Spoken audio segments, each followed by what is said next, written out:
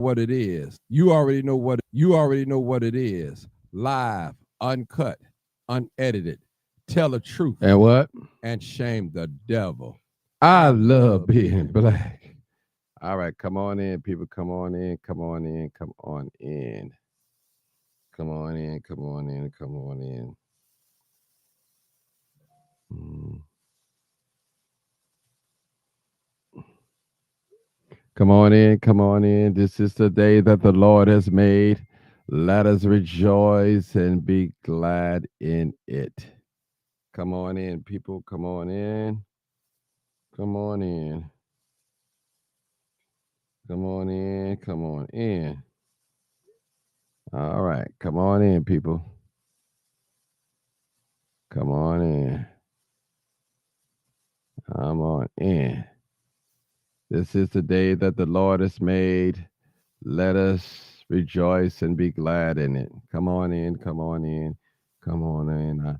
I appreciate every last one of you guys that's coming in tonight. I tell you, it's a blessing just to have friends that love you, they care about your well being, want to see you succeed, not afraid for you to win. We live in a day and time where people are afraid to see you win. My goodness. Yes, they are. I tell you, they're afraid for you to win. I'm telling you, they got fear all written down in their bones to keep you from winning. I tell you the truth, people. Mm. But I don't know about some of y'all, but today is a good day to be living. Somebody got overlooked today. Somebody didn't wake up this morning. Somebody had plans to for the New Year's. They had plans for Christmas, and they are no longer here in the natural, in the physical with us. They're not here. But those of us that are alive, clothed in our right mind, we ought to count it a blessing just to be here. Somebody said, well, Martin, I don't believe in God. And I always say, because you don't believe a thing or situation, that doesn't make it not untrue. See, we living in a world where the world has made their traditions, have made the word of God non-effect. They rather obey man than God. But God got the last say so over all this. And I just want to give us a warning tonight on some things that's disturbing my spirit, and I want to share with the people. And and I think I have the right to share with you. I probably won't be long tonight, but hopefully this message will resonate with those of you that's listening right now in real time, and those of you that's ghost watching. You're looking, but you're not in. And those of you that's going to see this video a little later, maybe later on tonight or tomorrow sometime. And I want to bring something to our attention that's really need to be brought to our attention. We living in a day and time where seeing is not always believing. We are so far advanced with technology. We can make dead things or pictures that still we can make them alive and bring life to them through technology. Now there's several videos on social media that I want to talk about. One is in the subway with something on fire inside the train. And the other video that I want to talk about here in Chicago, where we've seen some migrants, illegal immigrants, migrants, asylum seekers, was evicted today. Them and their children and their families, it was evicted today. And I want to talk about that. I want to address that. They say, oh, Martin, you're getting soft. No, I'm not getting soft, people. No, I'm not getting soft. I think we're celebrating too early, people. That's not the end game. The end game is not to see nobody homeless set out in the cold with small children. That's not the end game when it comes to the migrants. The end game is send them back home. And that's when we should celebrate. Just to celebrate somebody, to see a man and a woman out in the cold, especially here in the city of Chicago, that's nothing that we should glory about, period. And if you've ever been on the verge of being homeless, if you ever been evicted, you know what that feeling look like. If you ever had your things put outside in front of the whole community, the neighborhood, your block you live on, you know the feeling. It's not a good feeling. Oh, I got to tell the truth. Somebody ain't gonna like me tonight, but that's okay. The truth must prevail. It must win. So my point is, those of us, including myself, I want them to send the migrants back. I want them to go back. Now, while they're here, they need to be compensated. Because if they don't, it's going to create another element of crime. And when people get hungry and when they get desperate, when they get all the way to the bottom, ain't no telling what they may do. Even some of us, that's my complexion. Some of us is hungry. We broke. We angry. We discuss. We oppress. And sometimes when these feelings and emotions come upon us, it makes us do things. It makes us go out there and hurt people. It makes us go take people's cars, rob people, steal, kill, because we feel like we've been left out and everybody else have something. Now, don't get me wrong. It's in the man's instinct to survive. And he will do that, even if it's to take my life and rob me, even if it's to take your car, even if it is to rob the bank or rob a person's business. So people, one thing I don't do, and those of you that know me, I don't glory when I see another man fall down. I just don't do that. Just don't do it. So when I looked at that over there on 73rd and Phillips, my heart went out for the migrants. It's the wrong time of the year to be evicted, people, and it's cold out there. And it's not no fault of them. This government promised them a way of life, a new way of life. And this government has failed them, has lied to them. Any one of us probably would have took up an opportunity if it was a better opportunity, if it was presented to us for a brand new start. You said, well, Martin, that's not our fault. No, it's not our fault. But I'm thanking God tonight that I don't have to sleep outdoors. I'm not on the verge of being homeless. I'm not in the eviction court. And I'm going to tell you, people, I'm not going to make fun of the poor folks. I'm not going to do that. What I would like to see with the migrants, I would like for them to go back. Then we can celebrate. When we see that plane or that bus come and get them and taking them back, then we can start celebrating. Until then, just to see them being evicted, that's not a win at all. That's being mislocated. And they can relocate easily, maybe in another shelter or in the homes of their people where they come from. Real talk, people.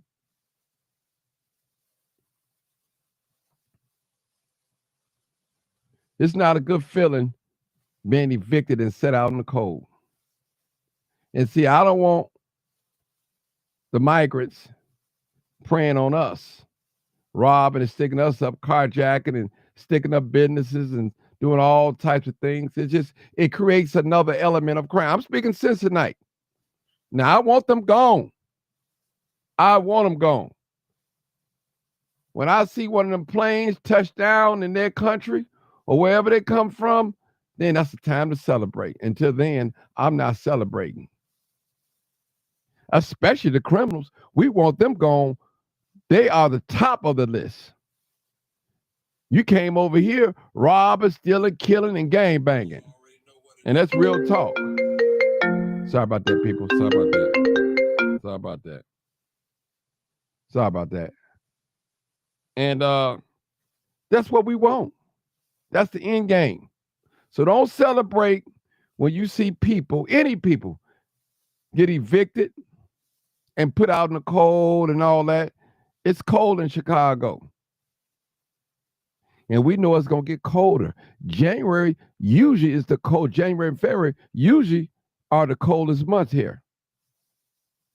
So that's no fun. We don't want to glory in people's downfall.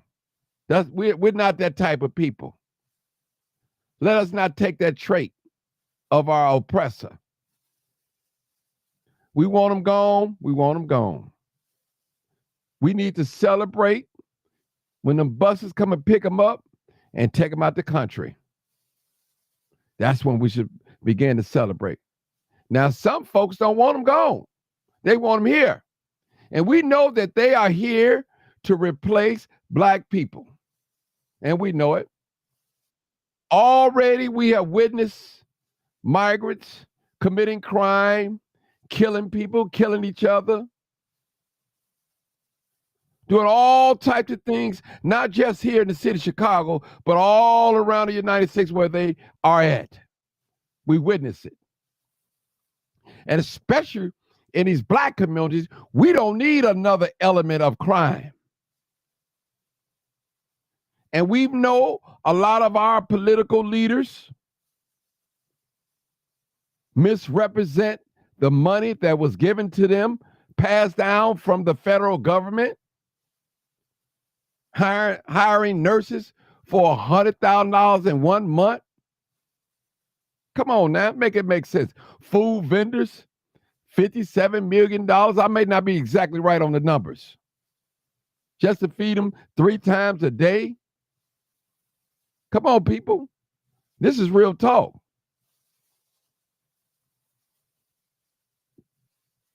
Real talk.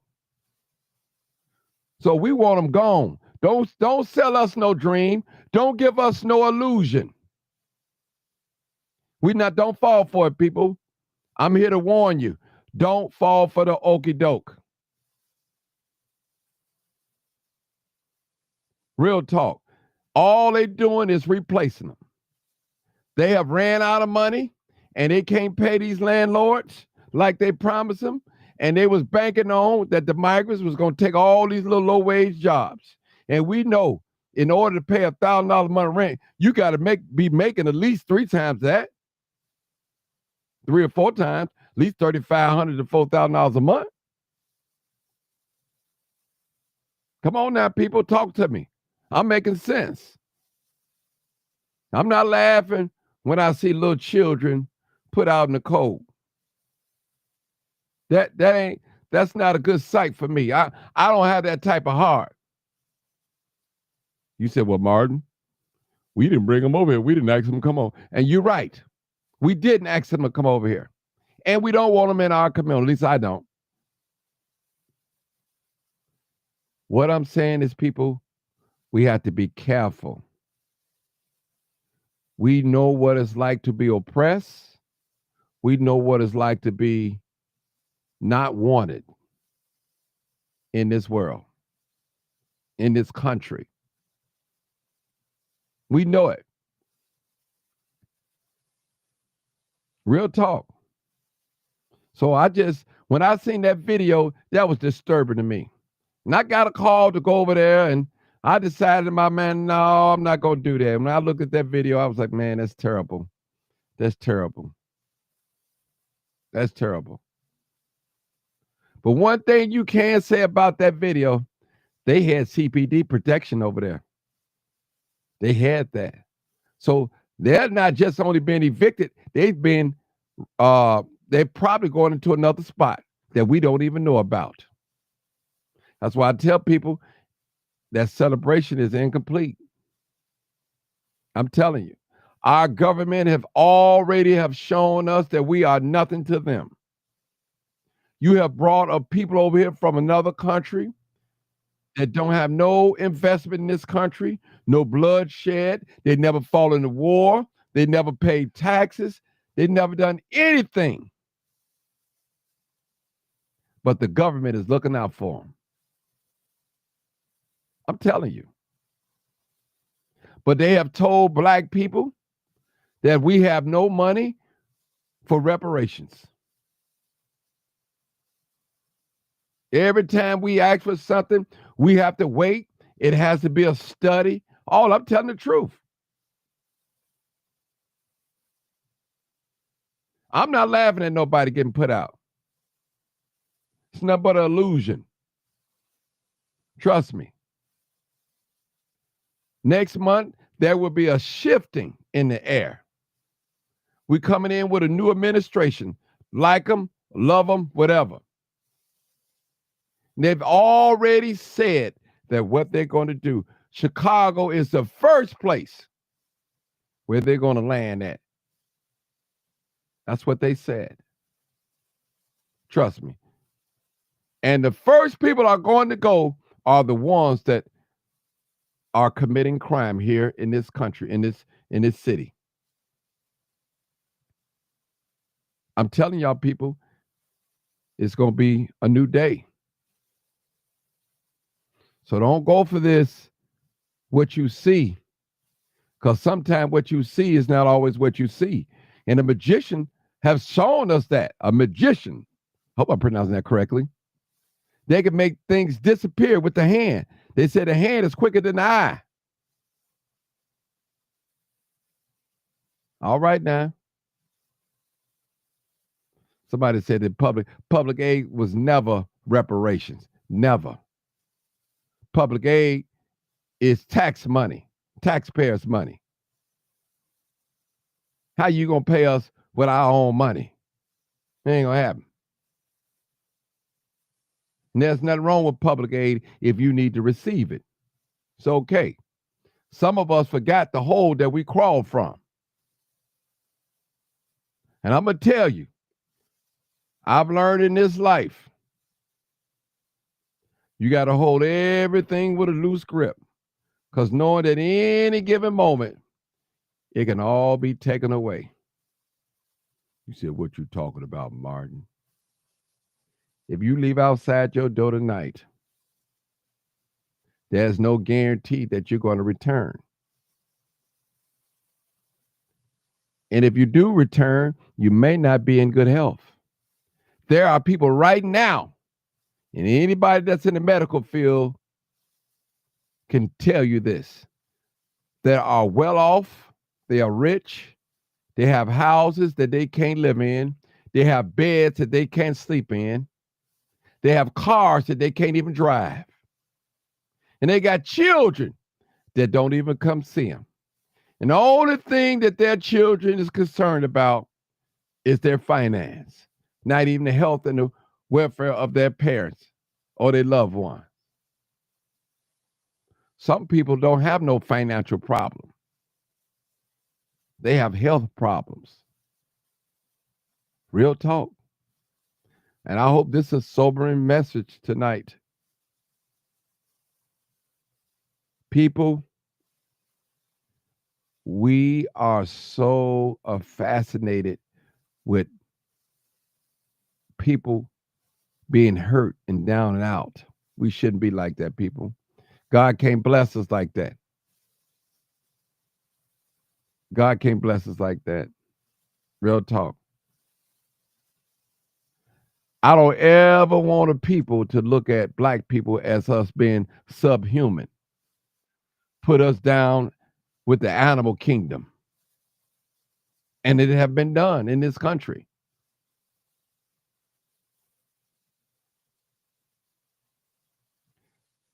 People, we got to love on each other. We got to celebrate each other, not just tolerate, but we have to celebrate each other. I see so many people. Well, I know y'all don't want to hear this tonight, but I got to tell it. I got to tell a message. So many people fall in love with their relatives whom they've never spoken to in years when they die. Now you at the casket crying and pleading and man, if I had known this was gonna happen to you, if I had known this, it's too late. I'm telling you. Like the old folks say, give me my flowers while I'm living. Because when I'm dead, I won't know it when I'm dead. I can't smell nothing when I'm dead. When I'm dead, I can't see nothing. I'm gone.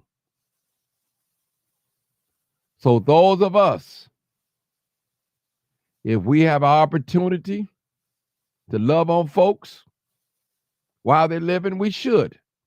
Let's celebrate each other while we're living. Don't just tolerate it, celebrate them. Some folks walk around here with bitterness in their heart. I've had bitterness in my heart for a long time, and I had to pray and ask God to help me. Help me to get that out of my heart, God. Help me. That don't make you soft because you're a loving person and kind. That's not being soft. One of the hardest things to do, people, in life is to forgive somebody that you know they have wronged you. You have not done anything to deserve it, but they have wronged you. That's one of the hardest things to forgive them. Hardest thing. People can't seem to do it. People have stopped speaking to their mother and their father, their brother, their sister for disagreements. Raised up in the same home, same mother, same father, but at each other's throat. Jealousy is something else. Hatred is something else. Envy is something else. Some folks would rather see you dead and gone. They get a rush to know that something happened to you bad. I know I'm talking to somebody tonight. Again, if this doesn't apply, you definitely can let it fly. But this speech tonight, it has somebody's name on it tonight. Somebody need to hear this. Somebody's going to get a breakthrough tonight. They said, you know that Johnson kid? He was right. Let me be a little bit more forgiving than I have been. People, there's what you call body language. When we see certain people, our body reacts a certain way. You say, well, I didn't say nothing disrespectful for him, and I didn't, but it was all in your body language.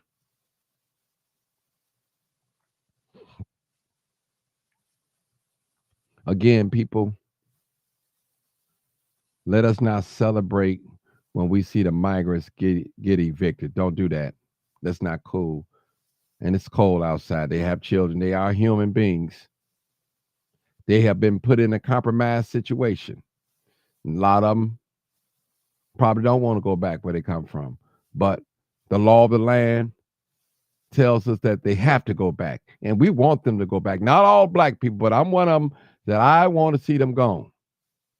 When I say gone, not dead, shot dead, or discriminated against, but I want to see them going back to their country. And we know when you have an influx of migrants in this country, it kills the economy for black people. It lessens our opportunity for certain jobs. You say, well, Martin, black people don't want to work these jobs. Who want to work a low wage job? And when you got a family, why we got to get crumbs? Real talk. We want thriving jobs, jobs that we can survive off of. It's already proven when we create our own stuff, you move the goalposts. Real talk. You got some folks that's watching me now or going to be watching me when I go off live. They are haters of the race. And I'm not talking about white folks either. I'm talking about folks that look like me and you. They hate black people. They hold us to a standard so high that they don't hold it to nobody else but us. Real talk. I know y'all don't like this type of talking, but I got to tell the truth. These conversations are painful, but they are necessary that we have. We got to check ourselves sometime. We got to stop looking at the other man and work with the man that's inside. You know, real talk. Quit concentrating on what black people should be doing or what they can't do. Let us focus on what we can do. What can we do, black people in this country? What's stopping us from loving on each other? What is stopping us to speaking to each other when we say? What is stopping us to help each other? What's stopping us? And we all know, those of us understand capitalism. There are winners and there are losers. There are some people will be working and there are some will not be working. Period. Real talk. And we know that they brought the migrants over here to vote, make them legal citizens, fast track citizens to vote, to take place in the black community. They've already got guns. You remember when they first moved over here, they were so humble. They were sleeping in police stations and shelters, and people was riding up in their cars, giving them blankets. And listen, I didn't have nothing against that. Only thing I had against that, when we walk past homeless people that we see every day, and we don't offer them a bottle of water, we don't offer them no money, we roll our eyes at them. When we see them, we get up and move away. We do. We do. That's real talk.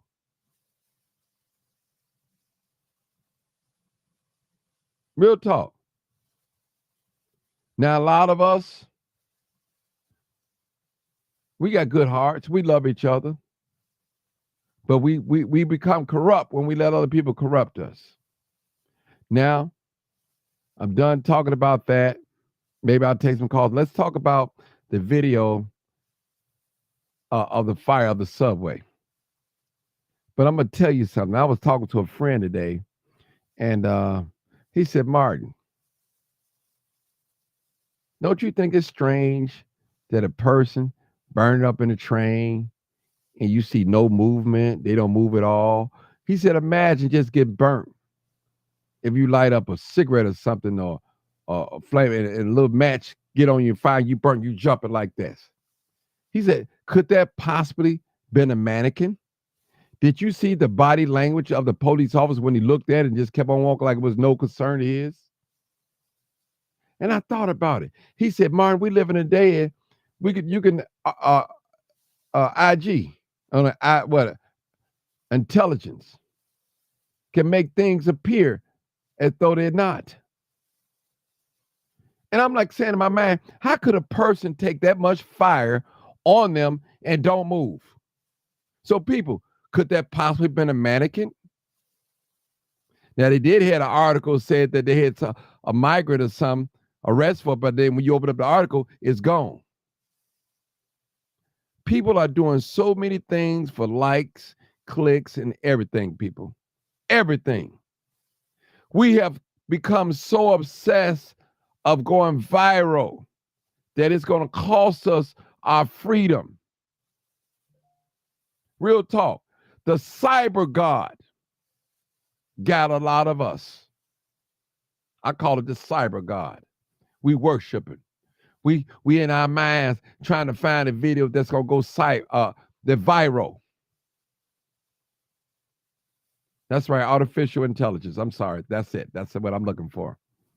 Artificial intelligence. Now look at that mannequin. It to me it appeared to be a man. It just stand up there, don't move. Listen. We got feelings. This one thing about this body. It's gonna jerk and move when we got nerves when we feel something. It's gonna move. It's gonna move. Standing up. It's a possibility, people, that was a mannequin. I begin to think. Where's the person who can identify the person that was burned up on the train? Real talk. Real talk. It's sad, but it might be a trick to the eye. Was that really a human being or was that a mannequin? Ask yourself a question. Let me burn one of y'all. Let me put some fire to you and see what happens. I guarantee you're going to move. I'm sorry, people. My light always be going out. I'm sorry about that. Sorry about that. I guarantee you're going to move. People, let somebody light a fire to you. Just burn the tip of your finger and see what happens. You're going to move. No one's going to stand still like that and stay on fire. Don't move. No type of movement. None. People, come on now. Artificial intelligence, people, they doing that for likes and clickbait. That's what I think it is, people. Think about it. Go back and look at that video. I'm not going to show it on here. Go back and look at that video and see if you see any moving, no jerking, or nothing. Nothing. Only thing you probably going to see moving is the fire burning the clothes off that thing. Mannequin. You said, well, Martin, I never thought of that.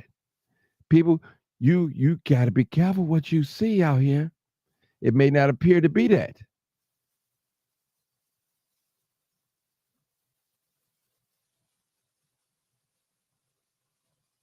Real talk. I got to tell the truth and shame the devil. Real talk. We're so busy trying to go viral. Trying to go viral. We don't care if it costs us our freedom.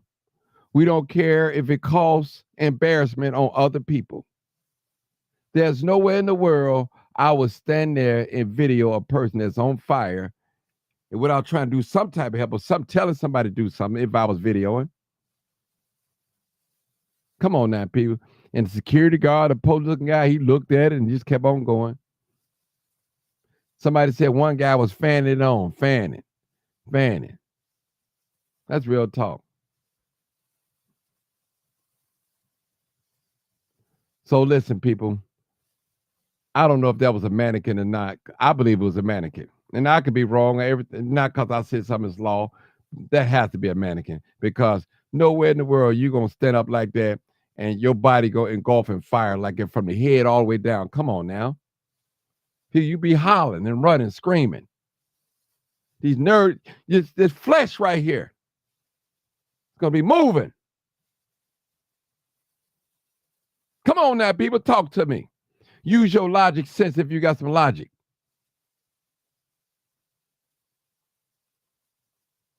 The people didn't even look distraught. They just walked past like it was nothing. People, it's all for views and likes. That's what it looked like to me. Somebody said the guy that was fanning was the person that did it. Yeah, probably so. And it was a mannequin. Nowhere in the world. Fire. Why we didn't see the rest of the video until it finished? Thing was standing. That's a mannequin. I guarantee that.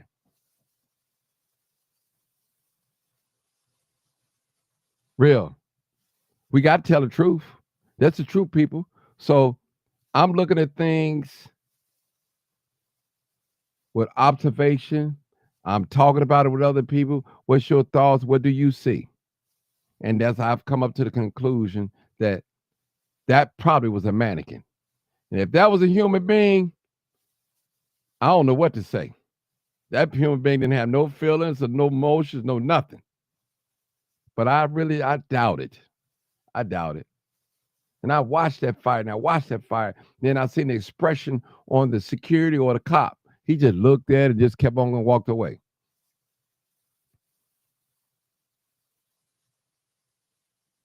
Somebody said, Martin, her body was in shock. It was an involuntary reaction. Wow. So you mean tell me your body was in shock and you just stand up straight up like a mannequin? You mean tell me that? No feeling? Come on now, people. This body got feelings. Come on now. Come on now, people. Artificial intelligence. Come on now. Just sit there like this, on fire, no moving.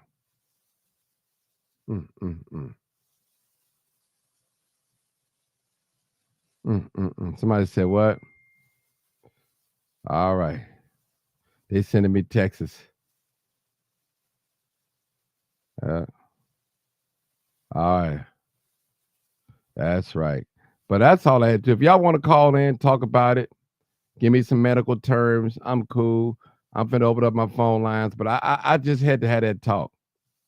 I was in that type of mood. Listen, I don't care if she was asleep standing up like a statue like this. Person on fire, no movement or nothing. No movement or nothing. Come on now, let me put some fire on you and see what happens. You gonna flinch a little bit if we flinch from a little burn. Come on now. Come on, people. Come on now. Let's not be. Come on now. So I see the clip. Now, if that was a mannequin and he set a fire to a mannequin inside the train, he should be arrested, regardless. So now they could have been dead already standing up like that. Come on now, people. Come on now. Come on now. Come on now. Black people, wake up. Come on now. All right. Let me open up my phone line so we can hear some calls. Maybe y'all can help me out. Maybe y'all scientists or something can help me out. But I know what my eyes see. I'm just like, Lord, have mercy. I've been opening up the phone lines, people. Maybe somebody can call and talk to me because I need some help. I need some help. Hey, caller, this is Martin G. The phone lines are open, people. 872-299-0808. Please turn down all your audio. Please turn them off or down, and do not have us on speakerphone. All right, come on in, people. Have an echo, and we'll be with you shortly. Thank you so much. Come on in, people. Let's talk about the homeless person getting burnt. What we call it a homeless person or mannequin, whatever it is, because I just can't sit there and a person that is alive and just get burned up like that. Come on, call in, people. Come on, call in. Come on, call in. You're welcome. We got one call. And let's talk about it. Let's talk about it. Come on now. Let's use our sense. We human beings. And we know if you burn me with I got a cigarette lighter right now up here. that I burn my incense with. And if it burn me, I'm gonna be here hollering. I'm gonna be hollering. I know I'm gonna be hollering. I can't sleep standing up. I can't do it. All right, let's go to the first caller. We got 900. Hey, 900. What's your thoughts and what's your opinions? 900. Okay, so I just want to start off by saying I did not see the video. I'm just getting off work, and I've been hearing about this all day. I honestly, after hearing what people have described it to be, I don't think I want to watch it. I don't think I want to see somebody get set on fire. But I watched one commentary video about it, and the guy said that nobody helped her. And he said the same thing you did, that the security person or a cop just walked past. I found that hard to believe, honestly. I mean, you saying that the person didn't move at all, I also found that hard to believe. You know, because that's very strange. I don't care, you know, who you are, you in shock or not. You are gonna be flailing your arms. You're gonna be screaming. You're gonna be running, doing what you're gonna stop, drop. You're gonna do something. You're not just gonna stand there. You know, you're not the Terminator. You know, so I don't know. I mean, it could be fake just based on what you said. You know, like the AI stuff. And Martin, you know, I've seen videos out here. No. Did you know that people can make? They have technology out here. It's an app. It starts with the A, where you can take a picture and you can make movement out of the picture. I mean, I saw it. I saw it. Like it was these two people. They was like, you know, they had their arms around each other, and then somebody recreated that picture. They created a video from that picture, and it looked like they was like, you know, moving their hands and dancing with their hands, and it looked kind of real to me. So it's like, you know, you just don't know what you're looking at on this internet, Facebook, YouTube, Twitter. But I knew about this years ago when these college age boys, they made this video that went viral of this hawk looking like coming down and picking up this child and taking it away. And it turned out that was fake. And these college boys, they made that up. And this was years ago. This was like 7, 8 years ago. And so when I first heard about stuff like that, I'm like, man, if these boys to create a video out of this, you don't even know what you're looking at. And like you said, so many people are doing stuff for clicks and views. And I don't know if it's happening like on your Facebook feed and stuff like that, but Facebook has changed drastically within the past like year, where every other feed, every other post on your timeline, it's like a digital influencer. Like I'm talking like random pages, random stuff, and it's all designed to waste your time. So it could be fake. But given all the things that have happened in New York recently, with that CEO getting killed, with that man several weeks back walking up to and stabbing two people, walking up and shooting like two people, 2 or 3 people, killing them dead. So we don't know. Okay. We don't know. Well, I know what my eyes show me. I got to go to the next call. Thank you, caller, for that. Thank you for 900. Let's go to the next caller. 2506. 2506. What's going on, Martin? Hey, Mr. Roosevelt. What's your thoughts and comments? I don't know. I mean, because that's one of the videos, like I said, that I saw. You know, about the woman being set on fire in New York. But by looking at it and hearing your logic and everything on it, yeah, it does now make some sense, because I know, because you know, I want this particular phone in the worst freaking way.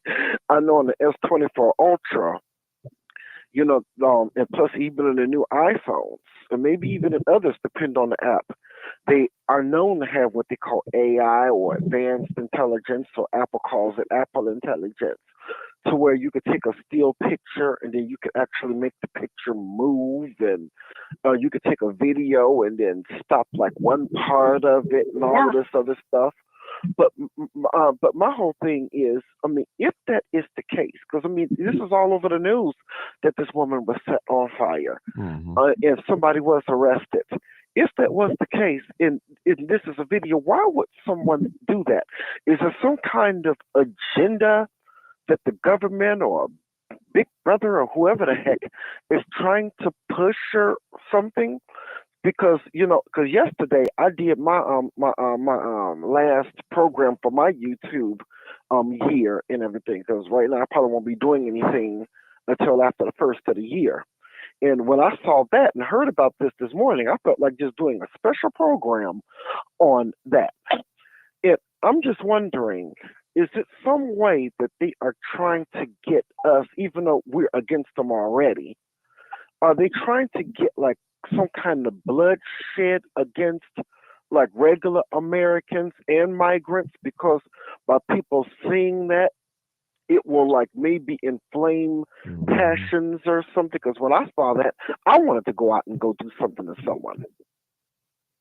But listening to you now, it might not be exactly like what it might seem to be, but yet the news is still talking about it. So, I mean, what other thing do they, unless it's some agenda that they're trying to push? Because sometimes we know that the government does this kind of stuff sometimes to cause some divisions. Okay. Yeah. It has to be something, some kind of agenda that they are trying to push, because they don't usually put something all over the news and show videos and all this other stuff if it's some kind of agenda that they're not trying to push. It could be something more behind it, especially with Trump coming in. I'm just wondering, was it made for regular Americans to get upset by seeing that and maybe start doing stuff to illegal migrants by seeing that? So I'm wondering now. Yeah, go ahead. I'm wondering. Go ahead now. I've been thinking about this for a while, but going into 2025, I'm really considering just giving up. Like I don't have like Snapchat or TikTok. I don't have any of that stuff. I have an Instagram account that I don't go on anymore. But I'm really considering like giving up like Facebook, not like forever because I use Facebook for other things. But as far as like, following all these accounts and just, all this doom scrolling and stuff like that. I mean, because you really don't know what you're looking at is true. You really don't. You don't know if, with all these apps and stuff, you don't know what videos you're looking at is true. And you got so many people, like you said, trying to earn money. And so they're incentivized to post and find random videos for you to look at. They may be making them and, it's like, oh, check the comments. They don't post the video anymore because they can get flagged. So they put it in the comments instead. And then you just see people sharing it. And that's what Facebook has become now. Everybody's just trying to make money. And it's like, you don't know what you're looking at is real or not. And it's just a huge crime. I know one thing. Ain't no human gonna die standing up. Trust me. You die standing up, and eventually, once you die, you gonna fall. That's just like you chop down a tree. It's gonna lean, and eventually it's gonna fall over. Come on now, people. Just standing there. You got feelings. Imagine people. Imagine. You could take people that they put that narco in their nose, and it even makes them move when they put in there. Brings them back. Narcan, whatever you call Narcan. You put that in their nose. Come on, people. Let's wake up, people. Quit being, use your logic. Learn how to think. Learn how to think, people. No, somebody gonna stand there and just let fire burn them and they don't feel nothing. Don't move, no movement or nothing. No hollering, no screaming. I just can't see it, people. I can't see it. I just can't see it. Or maybe they don't, or maybe they just don't think that people think this far ahead. And like I said, it's some kind of agenda.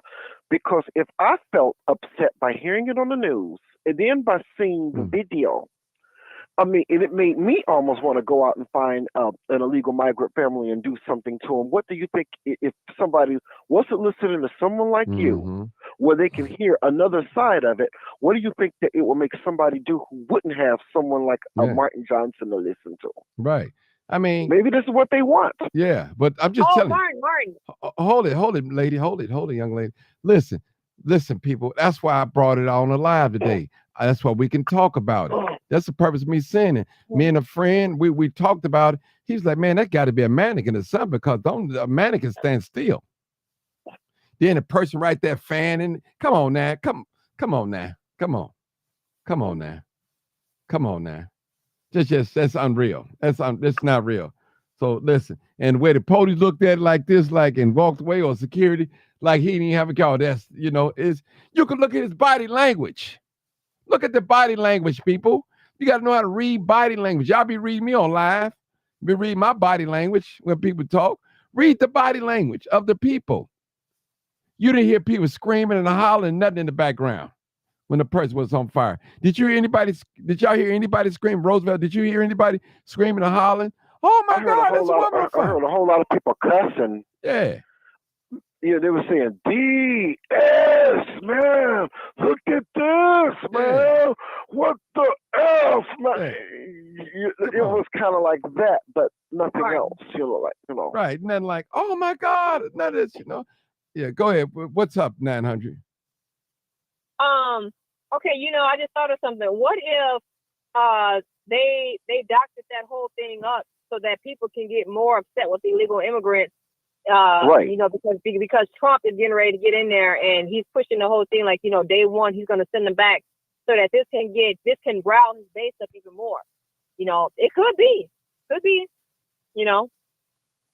Because I knew I felt upset and everything. Because I was about to take a bath and put on my clothes and go. Because I know where they all hang out. I was about to go over to the southeast side and find me somebody to do something to. Yeah, but that's almost where I am with them. Right. Because I don't feel so sorry for them. Right. Because I feel that they've been brought over here to replace us and take our jobs. So many of us and everything are already upset with how things have gone on, how black people have been discriminated in this country for years. But yet all of them could just, stream over the border and just come over here and just get everything.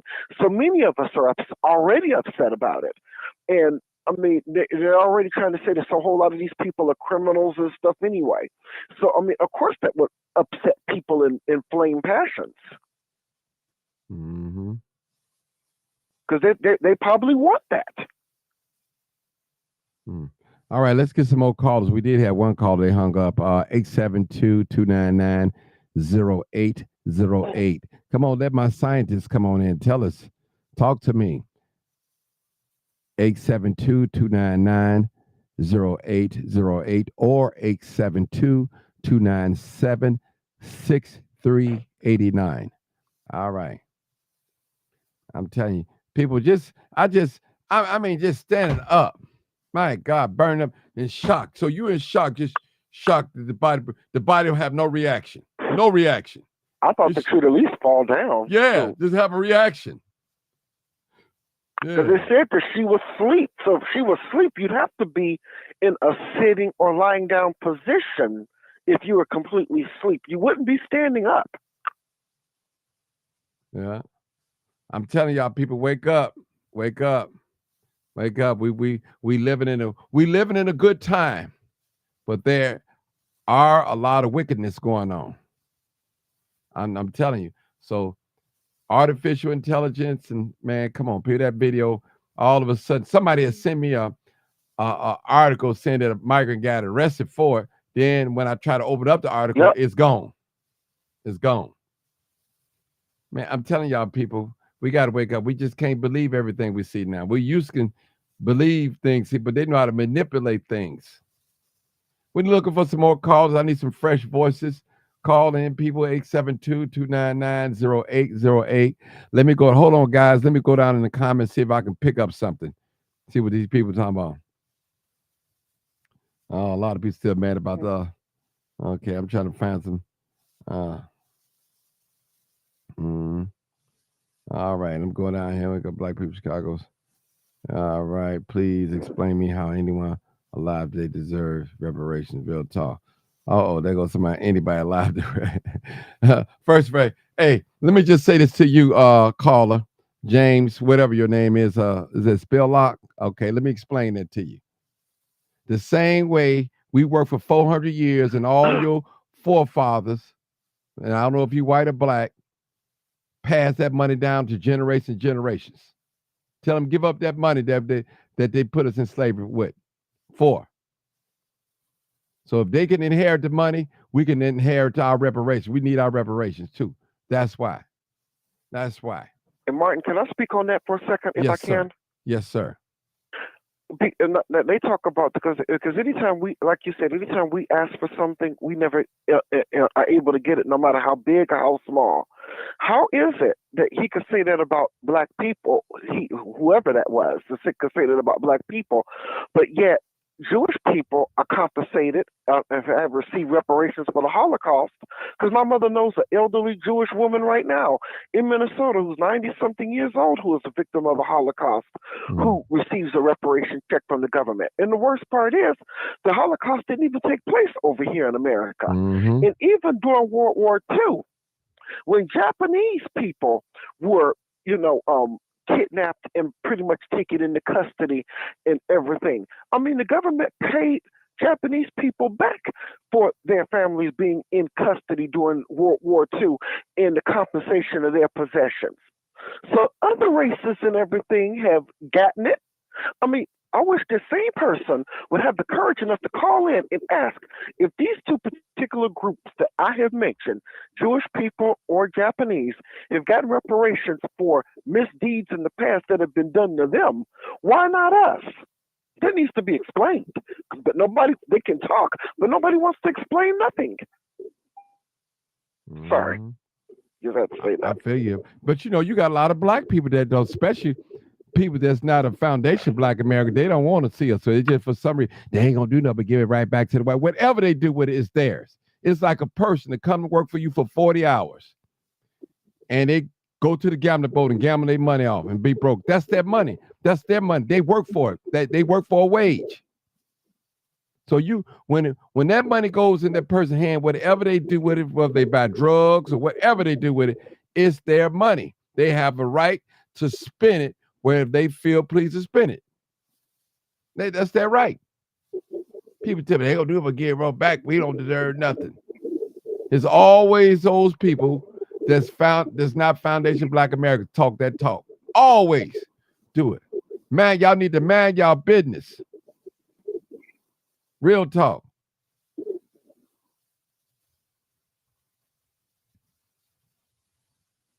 All right, let's go down these things and see if we get some good writing. I need some more callers too, baby. Yeah. And let me say this too. Let me put it out there while I'm talking too. I need one of y'all put your phone on mute. I know one of y'all driving or something. Put your phone on mute now. Yeah, just put it on mute so I can hear. Yeah. Listen, let me just say something to our people. Black people, the Democrat Party and Republican Party are not going to save black people. We have to do this for ourselves. Now, I'm not saying you can't be a Democrat, and I'm not saying you can't be a Republican. At the end of the day, black people, we have to do this for ourselves. We got a new caller. 6372. Hey, caller. 6372. All right, let's see. This call is caller 6372. Streets. All right, come on, Mr. Streets. 6372, last four digits. You're next caller. You can talk. Caller. Okay. Good evening, Martin. Good evening. Yes, good evening, Martin. Good evening. And the panel. I was sitting here watching and I thought about two things. I was talking about reparations. And I was saying to myself, the city of Chicago spent $592 million on the illegals. They could have gave every city person that's a citizen in the city of Chicago $1 million and still had money left over. So one of your callers mentioned about reparation and how we never get anything, no matter how big or small. And that is so true.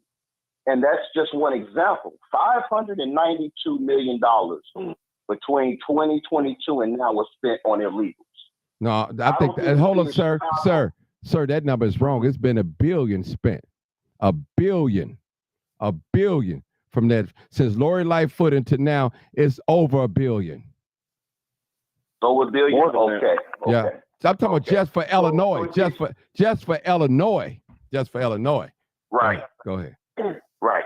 Yeah. So that proves my point that, many things could have been done, for reparations if there was a concern.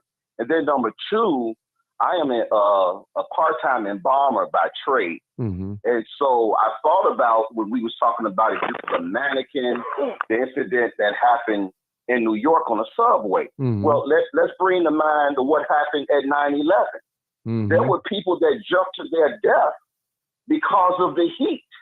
Mm-hmm. That they chose to jump to their death Preach, sir. because the heat and fire was on their body. Preach, sir. So I kind of believe what you're saying, that, there had to be some agenda to this, or some artificial intelligence, because fire will make you move involuntarily. Even if you go and stick your hand under some hot water, what's the first thing you do? Snatch it. You reach your hand back. Mm-hmm. That's just a natural reaction, So I was just thinking about those two things as I was sitting here and y'all was talking about it. And I do believe that there's a certain party that's ramping up things, I believe, to make things as difficult as they can for the Trump inauguration and for his presidency. And I've been saying this for the longest because I work over East. And I've been saying that they're gearing up for a race war. It's like all the stars are just lining up. Some of the things that they did to the Chicagoans and the citizens there, I think was very intentional, and they did it right in you guys' face. And I really believe that they're trying to create some type of division to stir up some type of riot or some type of, confusion within, the people that's affected in the city of Chicago. So that's pretty much all that I want to say based on what y'all was talking about so far. Sir, this your first time calling? This is my second time. Second. Man, listen, I don't know if I got you. I got to give you that. But let me say, brother, I agree with everything you said, with the exception of that 500-some million. It's over $1 billion now, going back to Lori Lightfoot. Yeah. When Lori Lightfoot, from when they first came in to now, it's over $1 billion. It's over $1 billion, man. They was giving nurses like $100,000 a month. One nurse, Then the food vendors was getting millions of dollars for 6 months or a year or something like. Come on, man. Some of those numbers right now, they don't even make public, bro. They running out of money, brother. All these landlords that open up their doors and want to do the right thing, now they're in eviction court now. The money ran out. It ran out. It ran out, people. We see it. And they know a new sheriff is going to be in town next month. President-elect Donald Trump. And the easiest thing to get rid of a migrant is, especially the one that's committing crime, they're gone automatic. Now, it may be difficult. I don't believe that Trump is going to get rid of every migrant that came over here. I don't believe that. Now, I'm not saying it's impossible. I just don't believe that. So it's just an opinion that I'm saying. Now, I could be wrong now, people. I'm known to be wrong now, so I don't want nobody to say because I'm the host, I always got to be right. No, I'm not that type of guy. I can stand to be corrected. Smart. Yes, I got another caller too. Hold it. Make it quick. If you're going to talk, you got to make it quick. Okay, I'm starting to think that this whole thing that Trump ran on about the migrants, I really think it's going to end up being like what he ran on in 2016 with the border wall and how that ended up. I don't be surprised if nothing gets done with these migrants. Oh, I hope that's not true. Lord have mercy. Telling you. Look what he said about the wall. He ran on that wall. Build the wall. Look, wall still ain't finished. So Mexico did pay for it, like you said they would. So this migrant issue may be the same thing. I didn't vote for him, so I ain't got no dog in this fight. But I'm just saying, don't be surprised. All right, let's go to Mr. Bill, 4248. Hey, Mark. Hey, Bill, I got your call. I was in my meditation when you called, bro. So I want you to think I'm gonna ignore you. Oh, okay. That's why I text you. Okay, go ahead.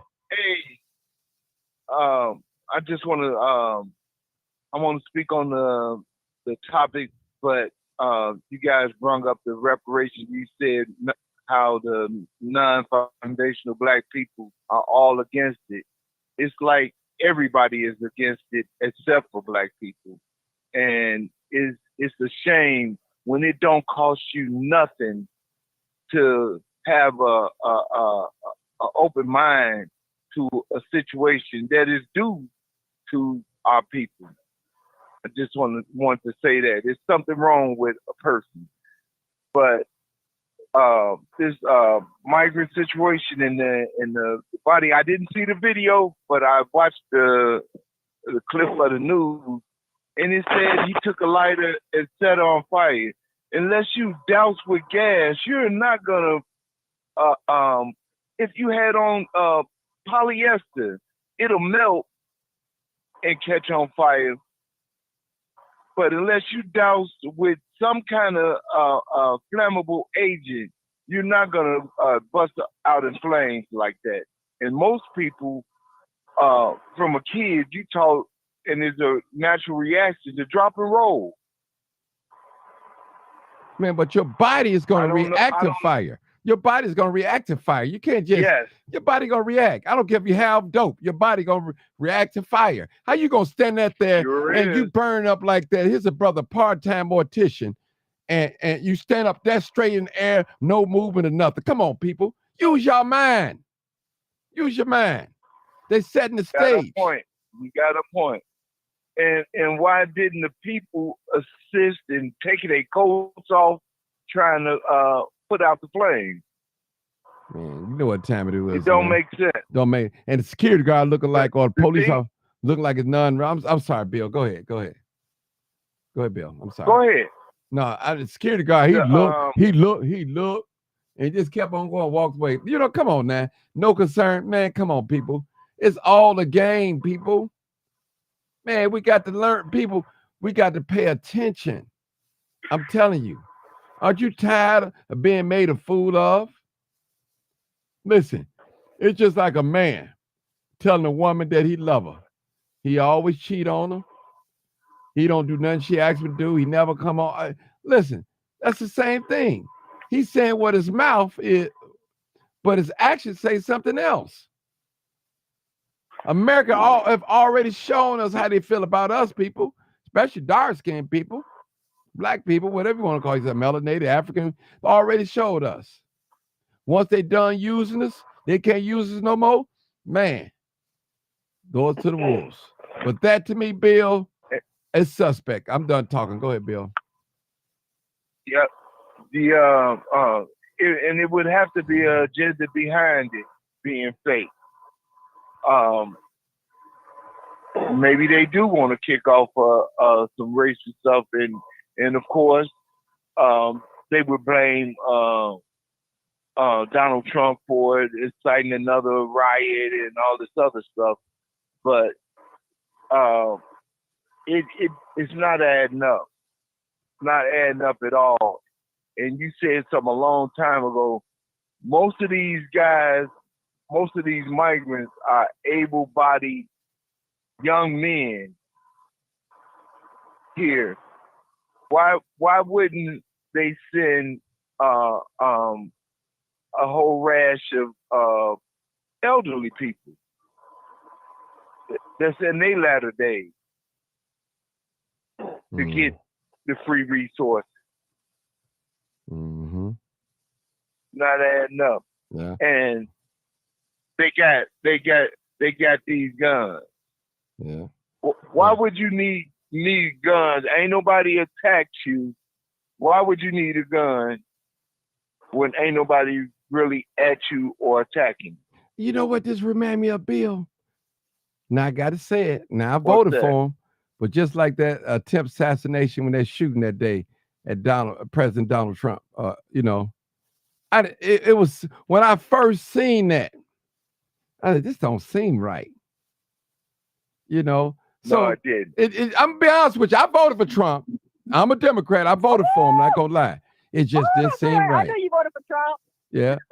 So I just Go ahead, Mark. when it came to that, when it came to that, people, I just like, man, this something ain't right about this attempt assassination and all that, and his ear and all.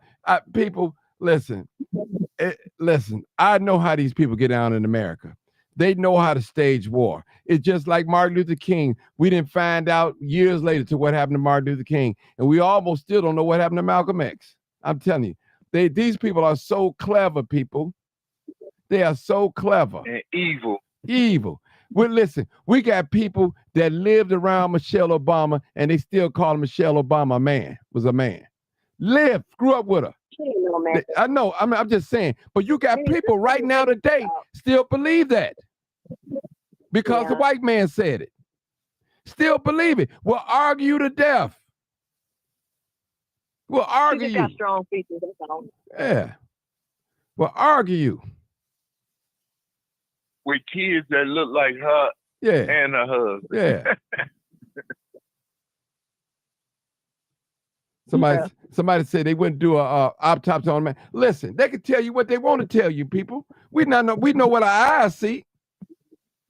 I need somebody to do a scientific study. I wish y'all human being stand still and just get on fire and don't move or nothing. You gotta have some type of reaction. Here's a man that practices more. He's a mortician. Mortuary science. Yeah, mortuary science. I'm sorry. Thank you. Come on now. He studied the body. Come on. These white folk can tell you anything. Y'all believe anything these white people tell you. They tell us Jesus was white too. And some of y'all still believe he was white, no matter what the book says. Our minds, people. Our minds. We got another caller. Yeah, I'm gonna come back to you guys on the panel. But come on, people, let's wake up. Let's wake up. Come on, people. Let's wake up. Everything is, these people are magicians. Trust me. Come on, caller. 224. 224, caller. Come on, caller. Caller, you're next. Hi. Hey, how are you? Good, how are you? Good.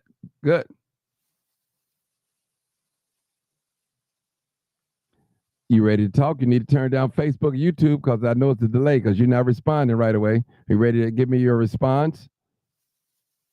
Yes. Okay. I'm looking at you and it's a little okay, delay here. This is what I need you to do. This is what I need you to listen to me. I need you to turn down your audio or turn your Facebook off or YouTube off so you won't get a delay. You talking to me direct on the phone. You can go back and look at it once you get off live or something. Or turn it all the way down. Then you won't have to worry about the delay. Okay. That's why. Okay. Quit looking at the pictures. Listen to me and turn your audio down. Okay. Okay? And I guarantee you. All right, gotcha. You got me. Okay. How that sound? Now, is that better? Yeah. All right, come on. Yeah, that's better. But your first time caller? Yep. I'm Tracy. I've been following you for Oh, okay. All right, Tracy. I've been following you for a long time. All right. You remember I just wanted to say I have an open. Go ahead. Go ahead. No, I said you've been following me a long time. I was just saying, yeah, I've been following you for at least like 5 years. Okay. I was just saying that I had just went back and watched the video of the burning mannequin or whatever, but it looked like it was moving, but I have an open mind, so maybe it could have been like a clone or something, because it do kind of look like a real person. I seen it move. Okay. It kind of like took a step back, so I don't know. I just wanted to put my 2 cents Okay, that's in. okay. That's cool. That's cool. When something burns, it melts. It moves.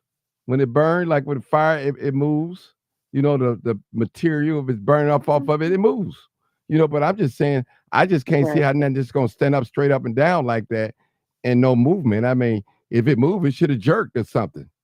Something. Right. It's a natural reaction. Or at least fell. Right. Yeah. Right. I mean, come on. Yeah. A man studied mortuary science on here. He's dealing with bodies all the time. These white folks can tell us anything. And they're also making fake people too. Yeah. Yeah. And New York is a weird place, just like California. And so Chicago. You just never know what's going on. Mm-hmm. Yep. Yeah. And this could be, like that man said today, Roosevelt said, man, I was ready to go out and do some people when I seen that, the migrants, this people, they setting the stage. See, Yep. They setting the stage. And y'all know if a race war break out, we black people gonna be the hardest hit because they're gonna give them guns, they're gonna finance both sides. That's what America do. They known to give guns to both sides and sit back and watch them, let them kill each other. Now, even if the man, just like that. Go ahead. Go ahead. What's that show? I forget the name of it. Where they was watching the people fight, and they was watching it on a big screen. I forget the show that came out not too long ago. I can't even think of the name right now. But it's kind of like, you know, they put stuff in your face. They put stuff right in your face. Yeah, there you go. What's the name of it? Yep. What's the name again? Squid Games or something like that. Yeah. I think it's called Squid Games. Yeah. Mm-hmm. I think that was like a Netflix thing. Yeah. And I'm going to tell you nothing. Even with the 911 people, when that building had explosive in it, you know, them towers, them buildings don't collapse like that. Yeah, come on now, people. We listen. We believe anything these people tell us. Anything they tell us. Those were missiles. Yeah, man. Out wherever it was explosive because they know building collapse. I got a guy that tie down buildings. You know, I got people that work at fire departments, you know. Man, just come on, man. The building just collapsed like, come on, just like down to nothing. People, we gotta think, people. Something ain't right. And this one, so somebody said, well, they're in shock. So if you're in shock, are you gonna fall? Are you gonna faint? Stay still, or something? You're just gonna stand up there and don't just let the fire burn you like you don't feel nothing. Come on, man. Mr. Mortuary Science guy, talk to us, man. Educate us a little bit, man, about these bodies. Even if you're in shock, your nerves is gonna still be in an involuntary state, even being in shock. That's just how the body operates. The nerves are one of the last living organisms of the body after it's deprived from oxygen that begins to fail. Even some deceased, that if they haven't been deceased for a while, will have what we call involuntary movement. And that could be from coughing, that could be from certain movement, certain diaphragm movement, and that's all due to the last little succulent of oxygen or air that goes through your nervous system. So that's the last system of the body that goes when you pass on. So even with someone saying that a person going to shock, your nerves are still going to involuntary have involuntary movement based on whatever is done to the body. And that's why I use 9/11, for example, because that was a good example of how people literally jumped to their death because of the fire. They chose to not to be burned up. It's just a natural reaction.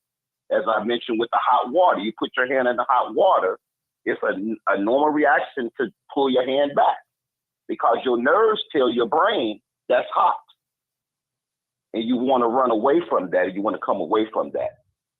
So unfortunately, we are in a world where AI has taken a serious turn. If you look at some of the movies, even on Netflix, they got a lot of movies now, I'm noticing, about AI being combined with human tissue. There's about several movies on Netflix right now. And what I believe that the government does, and I have an inside track of what I'm saying, but I can't go into it, but the government is a great magician, as Martin said, and they condition our minds to what we see. Those are the gateways to our soul, it's through our eyes and what we hear, what we see and what we hear. And they have conditioned us, you know, to have a certain perspective on certain things. And I think that's what's happening now, even with some of the movies that they're putting out that seem to be all about AI coming in, doing human functions, taking care of kids, and you can have sex with them and all type of stuff. And so they're trying to condition and massage our mind for the government's next move, whatever that might be. And understand something about the government. Every move is a calculated move. They don't just do stuff just because. And it was amazing. So even with the 15-year-old that went into the school, I think that was last week, and shot the teacher and a couple of kids, they kept saying it was a she, but it was a transgender.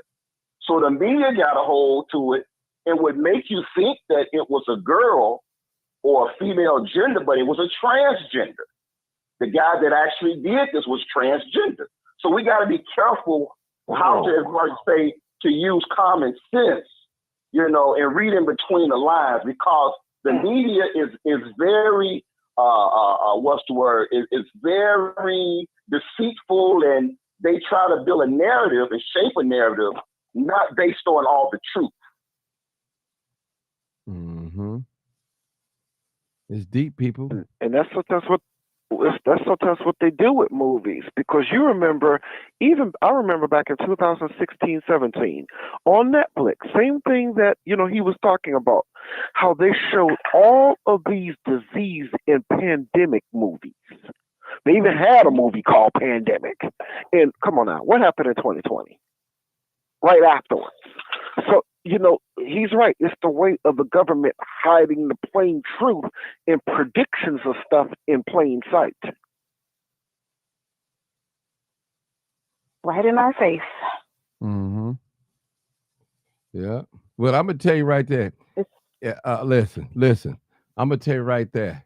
Somebody said it was moving, may have some movement, but you got to tell me your whole body on fire.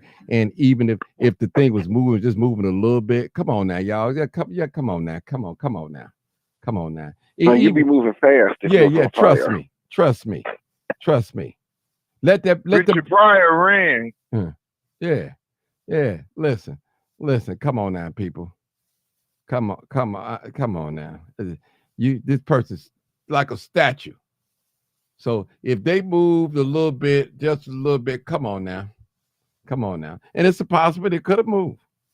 We should smell it. Is and Mr. Mortuary Science. When you burn flesh, it's a distinctive smell. When you smell rotten flesh, it's a distinctive smell. You can just oh my God, he can identify it. I'm quite sure if you want to talk about it's a smell about it. So Martin, I've been in law enforcement for about 23 years. Okay. I've been in mortuary science for about 4. Okay. Most of my career has been in law enforcement. I have came to crime scenes where bodies were burned or was in the process, and that is a unique smell. Mm-hmm. That's a smell that you can't really get out your clothes. You really have to throw your clothes away just being in the vicinity of a burning body. It's just something about burning flesh that is different than an animal. It's different than anything that God has created. The smell by itself, you know, that it gives off. And as I said before, even in law enforcement, we carry what we call OC, which is like a pepper spray. But the pepper spray is so strong, catch this, that even if I spray you and say you got a hoodie on or you got a sweater on, if any of that OC, which is about 2 million Scoville heat of pepper spray, if it gets on any of your mucus or any of your nerve agents in your body, you're gonna burn like hell. You would think you're on fire. I've been sprayed before when I went through the training. It was the worst. It was worse than getting tased. I'd rather get tased 2 or 3 times than to get sprayed with that OC pepper spray that the law enforcement used. And the ideology behind it is that if it gets to any of your mucous membrane, your eyes, your nose, or even if you got clothes on, if it gets to any part of your nervous system, you will swear up and down somebody and set you on fire. Mm. Now that's pepper spray. Now think about an accelerant of any kind. It's on your clothes, it doesn't make a difference. Clothes heat up, which is going to activate your nervous system, which is going to tell the brain, hey, to move, to do something. That's what happens to the nervous system. It confuses the nervous system, and the brain just starts sending out all type of mixed signals. And you're going to start moving. Some people run, some people fall, some people normally, the first reaction is, which is not a good one, but it's just a normal reaction, is you try to get the fire off you. Have you ever seen somebody that smokes cigarettes and they waste ashes on themselves? What do? They move, yeah. I'm not a smoker, but I think many people, they try to wipe the ashes off of them before it burns them. That's just a natural reaction when your nervous system or your nerve agents feel that heat of any kind. That's a normal reaction. So to have minimal movement while majority of your body is on fire, even if you got clothes on, that's very strange within itself. You know, you would pretty much have to be pretty much drugged up to the 6th degree. And even with that, as I said, your nervous system will begin to respond without your brain. Your brain's supposed to control the nervous system, but if you brain dead, your nervous system in your body will respond on its own to heat or certain things. That's just how God made the body. Science, people. I mean, yeah, man, listen, when have we relied on the news for everything? Because, you know, if you look at the news, the mainstream media, they'll have you thinking black people are the only ones out here committing crime. They will have you thinking that.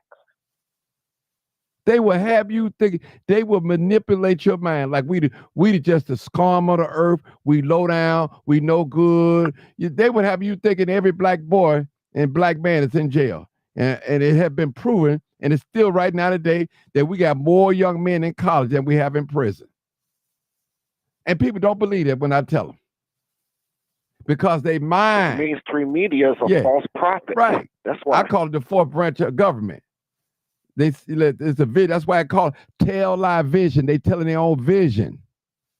See, we got a new media now. It's called Facebook, social media, YouTube.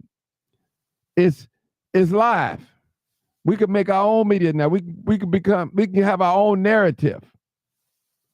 You can no longer tell us a story when we present with our video, tell us what we've seen with our own eyes. Come on now, people. Listen, I'm going to tell y'all another story. Y'all remember that cop shot that young lady, and when she said, I rebuke you in the name of Jesus. Yep.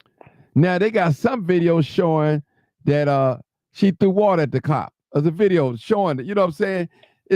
I've seen something like that. I wish I'd download that video. And that wasn't that video, it was fixed. So these folks could do anything, people. They could do anything. The artificial intelligence, I'm telling you. It's deep. It's deep. I'm telling you, man.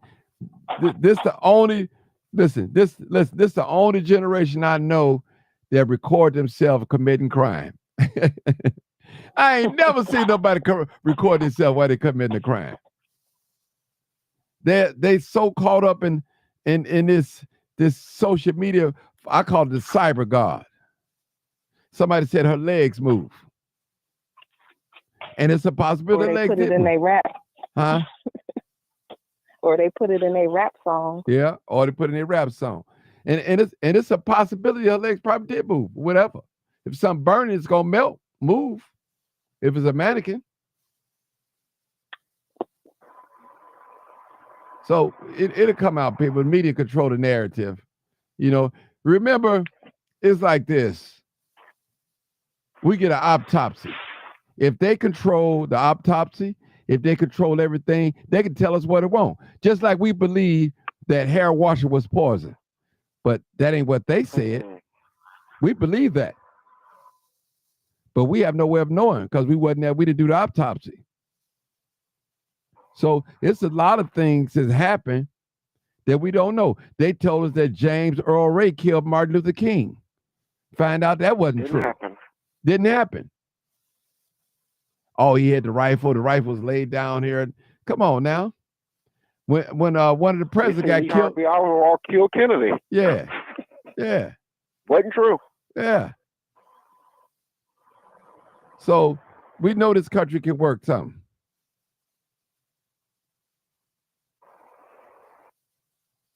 That's Mark, can I say something in reference to what you're talking about? Yes, sir. Go ahead. Go ahead. This is a true story. So I have to put the hospital out there because this is what the story is about. So my grandmother passed about 2 years ago in 2022 at Rosen Hospital. And at that time, you know, we was in probably the end of the pandemic, but that hospital was holding on to all of the COVID-19 rules and regulations because they was getting government money and had gotten government money. So my grandmother passed. and they put on her death certificate the cause of death is COVID. Now, the funeral home that I work for handled my grandmother's body. You know, of course, it's my grandmother. I wasn't in on the doing the actual autopsy and all that because it was, my grandmother. But there was no indication through toxicology or anything that my grandmother had COVID. But that's what the hospital listed as her cause of death because she was 82 years old. So I said that to say how things can slip through the cracks.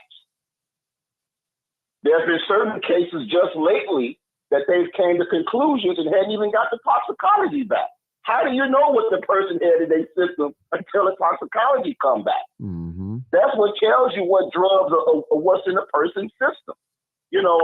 Sometimes when you're looking at a case, you can kind of tell certain what we call aspects of probably what could have happened, but the toxicology, and when you go in to do the autopsy, to examine all the organs, to take samples, to look for abnormalities, you draw a visual conclusion, but the toxicology is what gives you your overall conclusion on the cause of death.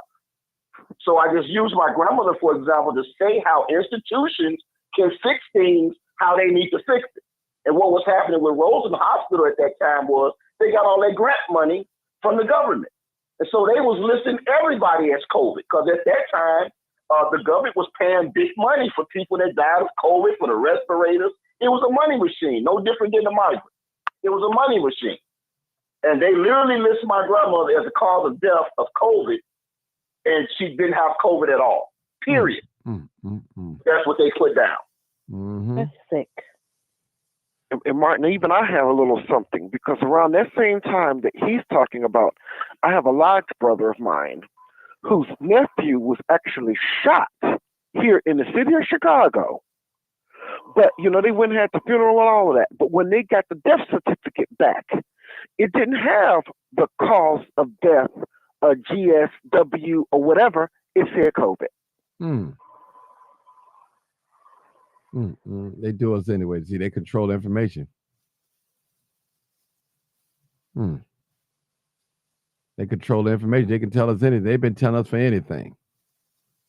And see, a lot of time, I know y'all don't want to hear this black stuff, but white folks control the information. That's what I tell y'all people. When you don't have your own thing, they can tell you anything. Then they got these scared to death Negroes. I didn't say the N word, I said Negroes. They there for $1 and they ain't gonna tell nothing. They're not gonna be no whistleblower for other black people. And it's real talk, people. They're not gonna do it. They're not gonna do it. It's a lot of things going on. That's people. Go ahead, Bill. That's one of our people's biggest problems. What you just said, you got sellouts, and then the major part of the rest of our community believe anything them people say and the media, and they will jump on board to throw their own under the bus all day, every day. Mm-hmm. Mr. Mortuary Science, and I no disrespect, and I know you've been in law enforcement for many years, but it's a lot of times I was in the street back in the 90s. Man, it's a lot of people went to prison innocent, and people got guns planted on them, and drugs. I'm telling you. Now, I'm not saying they did sell drugs. They just couldn't catch it with anything, but they put drugs on them. So it's a lot of things. I've seen law enforcement give an informant some money, and the informant go buy some money from the drug dealer. And so when the law enforcement go after the drug dealer and see the marked money, you sold to the police. And that's what they do. I know it's all types of tricks and games that they play out here. Trust me. I know that they pull people over. Hey, well, your tail light was out or your license plate thing was out. And you can't get out the car when they pull you over. Sit in the car, sir. So things happen. They do certain things, say certain things. When The Bible said, "My people perish for the lack of knowledge." When you don't have knowledge, you're going to perish for certain things. You're definitely going to perish. They believe anything the doctor tells them. The doctor prescribe you some medicine. You don't ask them how long I'm going to be on this medicine. What's the side effects on it? They just hand you a prescription. You go, and you don't ask no questions. Don't get me wrong. I believe in medical science, but I also have to question medical science. I shouldn't have to take a pill for everything. That's me personally. You shouldn't have to take a pill. We got another caller. All right. We got another caller. 3387. It should be coming in a minute. 3387. North Carolina. All right. Hey. Joined. I know who this is. Hey, how you doing? Hey, Martin. How you been doing? Good. I'm good. After the other night, I had to take it. I was like, okay, I'm done. You're not going to take me out of my element anymore with that nonsense. Please don't. You know what? Let me say this real quick. A lady called me today, and they mistake you for another lady that come to the meeting. And she called me. She said, Martin, I was at the karaoke when your live was on there, and I looked at it the next day. I'm telling you. So they mistake you for somebody else because she's very articulate. Her name is Alicia. Right. Yeah, Alicia. Right. And I was like, I'm not Alicia, but I let her have it. Right. And she's very articulate, such as yourself. And she called me today. We talked about it and all that. I'm going to straighten it out for you, but go ahead and talk to us anyway. Go ahead, because I know you're a medical professional. Come on, talk to us. Help us out. Educate us a little bit. I'm going to take a different juxtaposition because I'm dealing with the migrant crisis. I'm going to go back to the topic tonight. Because I listen at people and I always think, we're the land of the free and the home of the brave, right? Mm-hmm. We were once immigrants. And I listen at some people talk about the legal migrant, well, not just the illegal migration period. It's not a Chicago crisis. It's a humanitarian crisis. It's an international humanitarian crisis. And while I understand, with 14,000 people come into Chicago, and we've even got some hits from, these people come in with communicable diseases. The kids need to be in school. They need shelter, but you have 14,000 people that were dropped off in Chicago by bus or however they came, however the governor got them there. And at the same time, you're dealing with the incredible responsibility. You also have to deal with, the ignorance that came from the state of Texas. He did this to create chaos, to prove a point. And unfortunately, the taxpayers in Chicago and North Carolina and New York and all around this country are bearing the brunt of that cost. But the thing that concerns me the most is about humanity. All of these people that come here are not criminals, and I think so often they're mistaken that they only make up 13% of the United States population comes from migrants. And the largest population of migrants come from Asia. And it's not just those people that are coming from Mexico that are undocumented or that overstay their visa. And if you think Trump is going to come in here and, eradicate 16% of the workforce, because that's what migrants make up, and you're going to have a really rude awakening. He's not going to be able to do that. Someone else mentioned that tonight. He's not. These companies, the produce and farm have banded together in the last couple of weeks, and pharmaceutical rep companies, because those migrants go out and do the jobs that you said Black people, they take our jobs. Black people don't want to do those jobs. They don't. No, don't say that. Don't say that. Don't say that. You can't. See too many Black people no. You can't say that. You can't say that. You can't say that Black people don't want to do them jobs. So you telling me you see these Hispanics working on these construction sites and the Blacks don't want these jobs either? Are you telling me that? Well, I'm not talking about the construction. Well, listen, those are jobs, but you see a lot of immigrants and migrants working on these construction sites, and those are good paying wage jobs. Those not here legally. Yeah, that's not true. Warehouses. Some of these warehouses jobs, they pay maybe to you. I didn't say they all. Go ahead. I ain't gonna go ahead. Let me let you finish. $30.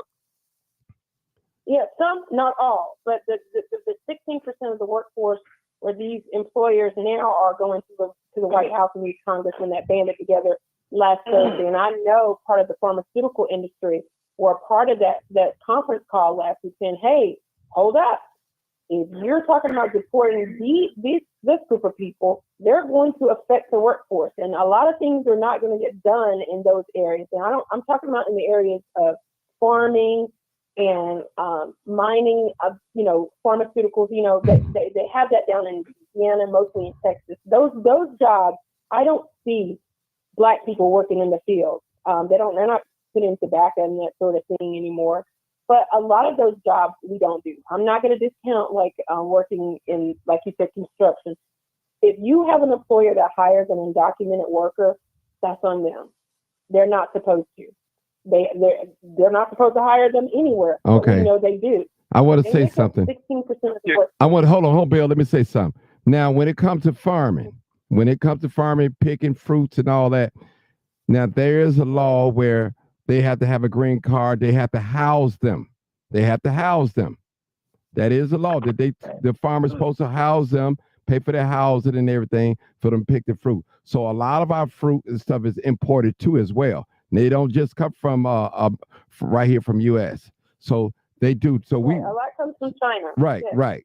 So I'm gonna debunk that myth that our fruit ain't gonna get picked up. The fruit been getting picked, but we've been picking the fruit for the last 40, 50 years. How did it get here? How did it get on our table? I'm just saying. I know. I'm just saying. I'm just trying to elevate your thinking on that. So these are things.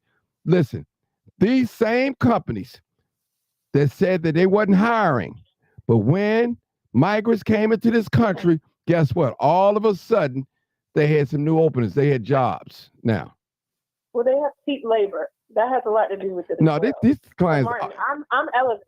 I know that those people, those CEOs and the heads of those companies last week that were on that call with the White House, the frantic spell that they're under right now and trying to say, Trump, hold off. Let's see exactly where these migrants are going to come from. That's different because most of those people have been in here working. They have green cards. Those are the people he's talking about deporting all these people that have come in during his administration, and mostly the ones that have come in Biden.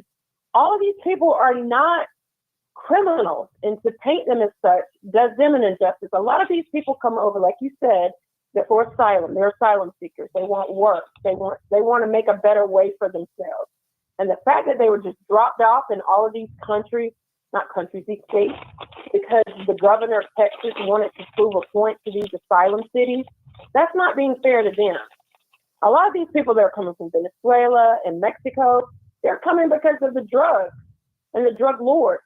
They're coming here for safety. You just can't, you can't paint all migrants with the same brush, is my thinking. And we have to have some humanity. And to speak of them as like, he's going to come in here and deport them. No, he's not. He can't. He can't do that. And it's going to be a rude awakening in January.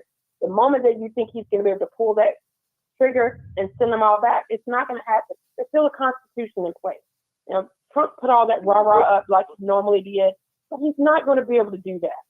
Well, I'll tell you, I understand. I said that too. I don't believe he'd be able to deport all of them. But the number one people that are going to leave first are the criminals. When I say criminals, the ones that committed crime. Those going to be the easiest criminals. Those are going to be the easiest. The easiest people to deport, no matter what nationality are. You got blacks. Some of them they immigrants too as well. That's right. Yeah. So it ain't just right. Every country. Right. So it's not just. I'm sorry. Is he just going to pivot towards the migrants that come from Mexico? Because those are the only people that he talks about. We got people from Asia that have overstayed their visas. Right. So Well, if you're going to be deliberate, Trump, be deliberate with everybody. It's not just them, but those that are here are asylum seekers. Get them the help that they need. I mean, this is America. Yes, Black people, we have not gotten what we've been afforded during our lifetime. Well, let me tell you, the country cannot afford influx of migrants where they brought in this country. You know, they can't afford that. It's just not. It's sustainable. It's not. Where are all these people? Who's going to fund this? See, that's what I'm thinking about. I mean, this is not nothing new. This is nothing new. They can't afford all these people. New, but the United States can pay for what they want to pay for. Well, they just can't. I mean, who do you think is going to get pushed to the bottom? It's going to be Black people. Martin, you always triangulate Black people who's going to be the lowest ones on the poll. Well, I don't. Okay, let me ask you a question. You're a medical doctor. Why is it we number one in high blood pressure? Why are we? They always put us in certain things, in certain categories. Then I have to bring it up. Listen, now if we're talking about individualism, you can make it here in the United States, but as a group, it's not going to happen. People, we the only race of people that I see, and I'm not knocking Black people. We don't work together. You get yours, I get mine. You know, that's how we are here. And when we listen, can I say something to you? Sure. When I'm done talking, you sure can.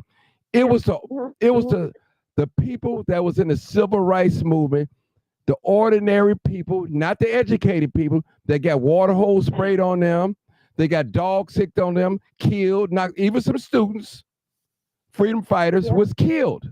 I remember that. We're enjoying the fruits of their labor right now. Now all of a sudden, we're so better than other Black people that we claim is nothing. And we have to be careful of that. That's all I'm saying. I'm not upset if nobody been successful. They have made the right choices. Trust me. But somebody had to lay the foundation for us to do these things. For voting rights, the Civil Rights Bill, that didn't just come just like that. We had to put some work into it. We had to fight. That's all I'm saying, people. That's all I'm saying as a group. Individual, you can have great individual success here. But go ahead, my sister. Go ahead, 252. Go ahead. I agree with you on that, Martin. And I'm the granddaughter of my grandparents were farmers, and they had 11 kids. I lost my mother back in March, the oldest one out of the 11. And she taught me those basics, and she taught me all those things that we speak of we tell our children. You have to be accountable. And I say that, I preface that to say something else, because I heard you about an hour ago when you were talking about the haters. Some people hate Black people. Black people hate each other. I get that, but you just asked me about high blood pressure. Why are we? I'm also big on personal accountability. When I don't think it's a bad thing for us to call out our own when we know we're not doing the right thing. That's not hating to me. That's telling you need to redirect your energy into doing something positive, either for yourself or for your community, or just be that person that you know you need to be for you. And I'm living proof of that. When we're talking about high blood pressure, I spent all day today in the ER with thinking that maybe I've had a stroke.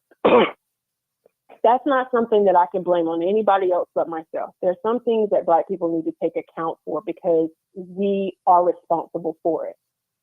And I'm just big on that. I get what you're saying. I agree with what you said. But there are times when we have to call us out on our shit, and we don't get that a lot. It's not hate for me. It's when you're screwing up, check me, please, put me in my place. Let me know that you're not doing this right.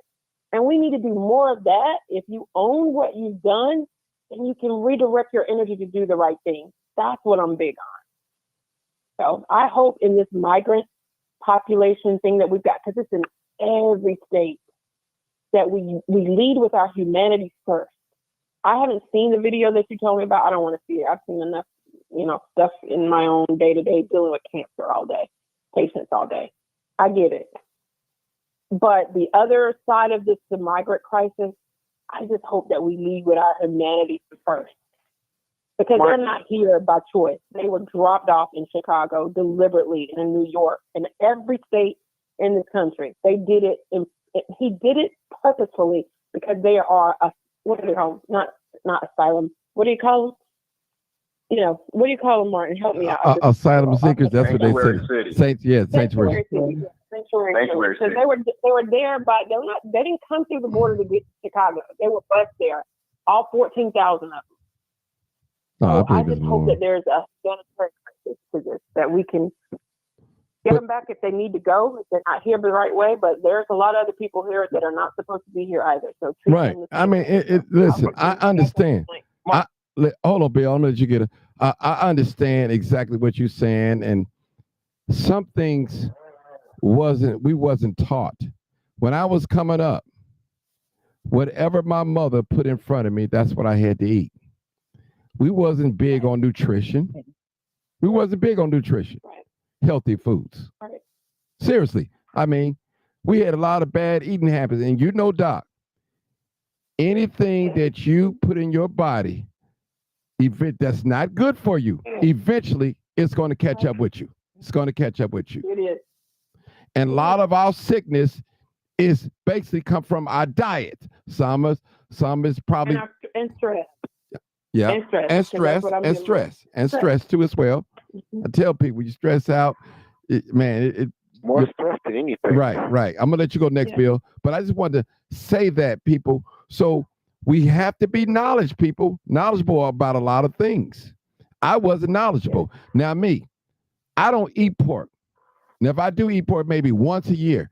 The reason why is not because that I say it's a super bad thing, but I do it for health reasons. That's why I don't eat it. Now, I can't tell another parent if that's all the food you have in your house, don't feed your child that pork, whatever. I can't tell her that. I can't tell her to do that. So people have to do what they have to do at the time. So when I learned better, that's when I start eating better. You got fruits. Fruits, you got some fruits that don't have no seeds in it, that's supposed to have seeds. As an adult, you learn what's healthy. What's more healthy for you? The fruits with the seeds. That's natural. That's right. I'm just being honest with you guys. I'm not trying to come down on nobody. I found out the most healthiest foods in the grocery stores are the most expensive ones. And sometimes, some of us that's on budgets, don't have a lot of money, we take the cheap route out, and that's not necessarily that's the good place to be.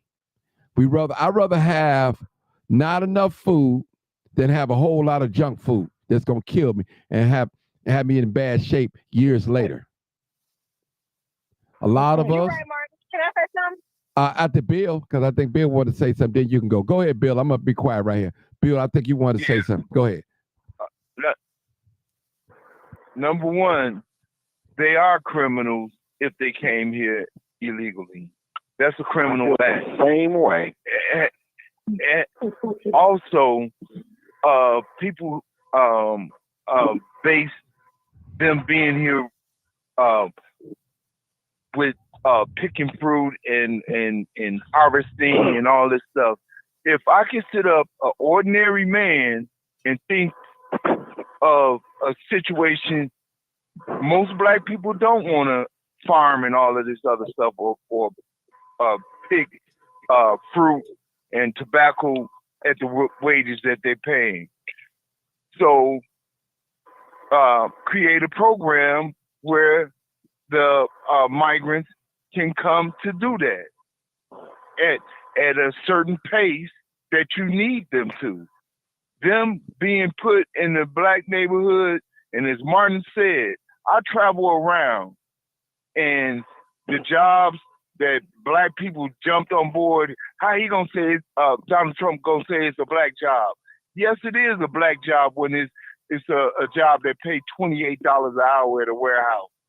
And I get there, and the majority of the people are Latino. And I don't mean just in urban areas. I mean in small towns where you wouldn't even think it would be a Latino living there, but they're there. Bill, can I ask And you a quick question? the whole thing in a nutshell, this migrant situation, if we open our eyes and know that both parties are crooks and they take turns hand in hand to get their whatever their agenda accomplished, the better off we'll be. They're not our friends. They'll do just enough for us, and we are at the bottom of the totem pole, and they're gonna keep us there if we allow it. These people got here. Hold on, let me finish. These people came here. There's been billions of dollars spent for them to get here. Now there's going to be probably, according to the government, Democrats and Republicans, double the amount that they spent to get them back. You have never heard of anybody migrating to this country being bused or flown here at the rate that they came and that the U.S. government paid for. No other nationality. They got here. When they got here on their own. For the most part. Now, we're looking at a situation.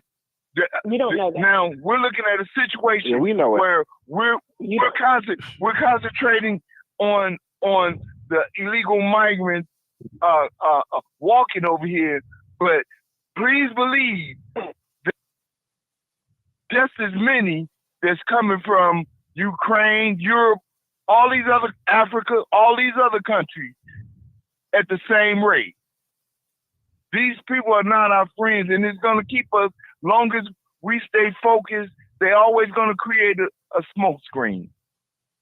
But they outdone it. I think the major plan is that there are many of the... Can I ask Bill a question first? Yes, ma'am. Yes, ma'am. Okay, Bill, yes, ma'am. You were saying about the creative program. Isn't there already a program in place It is. Migrants when they cross the border, that they get a green card? But do you blame the migrants at this point? Because we know the majority of them come over here and they want to work and they want to make a better. No, I don't blame the migrants at all. Statistics that prove that. And then when you say that they're coming in the country and they're already illegal, if they're coming across the border, I don't doubt that some come here and they just land where they land and hope they can get where they can get into. But some come here, many that have crossed the border, and I know that to be true, have come here as asylum seekers. And when they got through that Texas border, the first thing that they did was bus them or fly them out to these cities intentionally. You can't blame them for it was a political ploy. It was a political ploy. It was. Right. So I agree. Tell me about the program. Is it their fault when employers hire them at lower wages because? Well, ma'am, you know what's interesting about what's interesting what you're saying here, because what's very interesting what the Republicans are doing is basically trying to divide the Democratic voting base. This is the type of things they'll do. They sent these Governor Abbott and Governor Florida DeSantis sent migrants to New York, Martha's Vineyard, and the city of Chicago and New York on purpose, and the Democratic Party being the most arrogant, being the most sniffing and uppity I've ever seen, fumbled that ball. Right. And their states are the ones that lost population. Instead of taking advantage of this opportunity and getting those migrants properly and spreading them out throughout their state, they decided to keep them. They kept them there instead of spreading them out. Is this Virginia? Are you Virginia talking? Yes, I'm Virginia. Okay, I love hearing you talk. Okay, go ahead. Now, mind you, they didn't send them nowhere else. They didn't send them to California, to L.A. They sent them to those two places, Chicago and New York, because they had a political plan in place. Right. And the political plan in place was to divide the Democratic voting base against each other, so then they could take up enough votes in the presidential election and get us out here fighting with some brown folks and get the brown folks out here with the promise that they're going to be classified as white and they're going to get the benefits of whiteness. When we all know that ain't nothing but a trick bag, and they still fall for it. So they're foolish enough that they want to do it.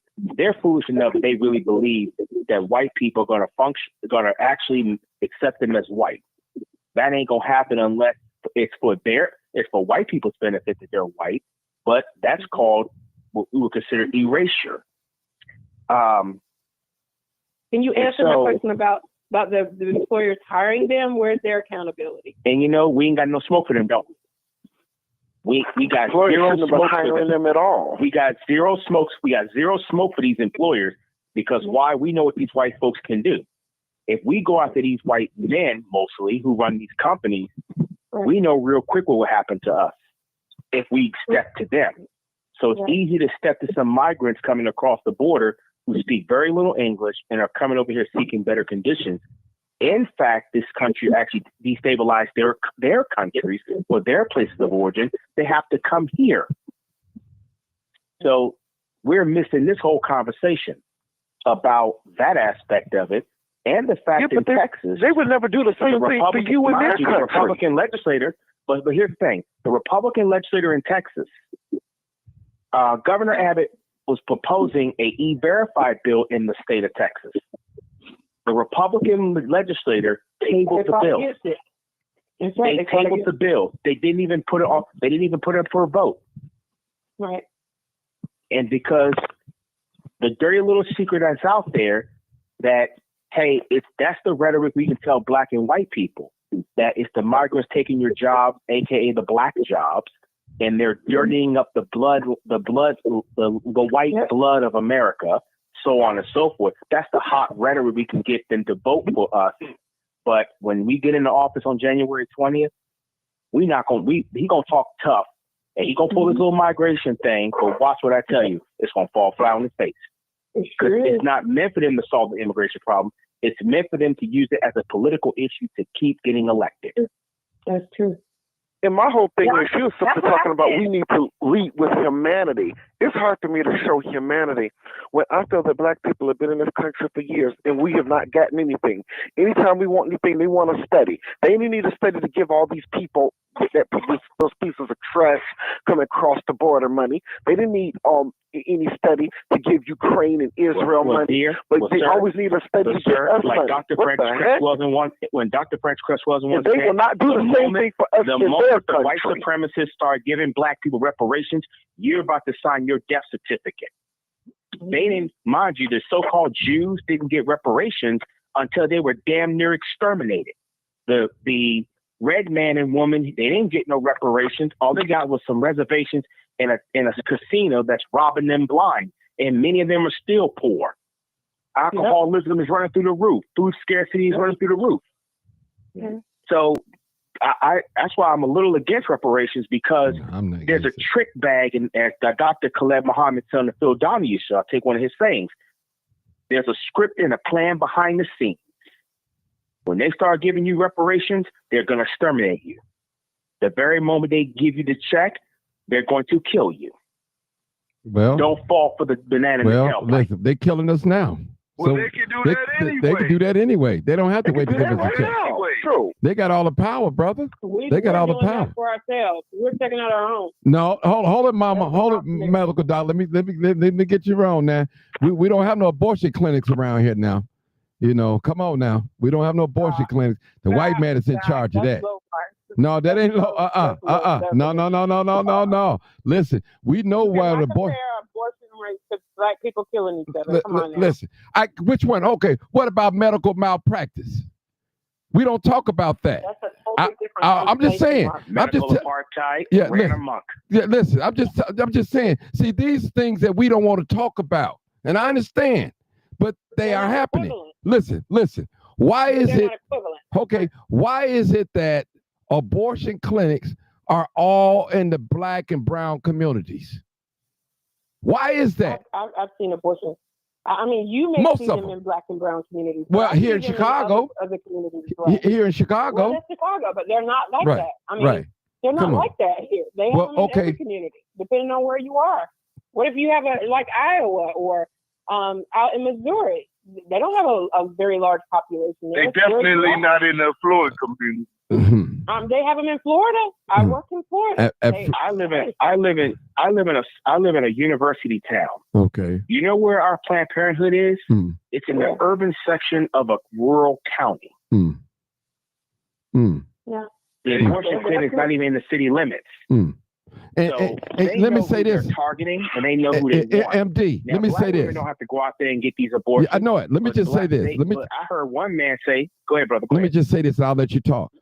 At the Democratic National Convention, which I did attend, I was with the protest, the video and everything.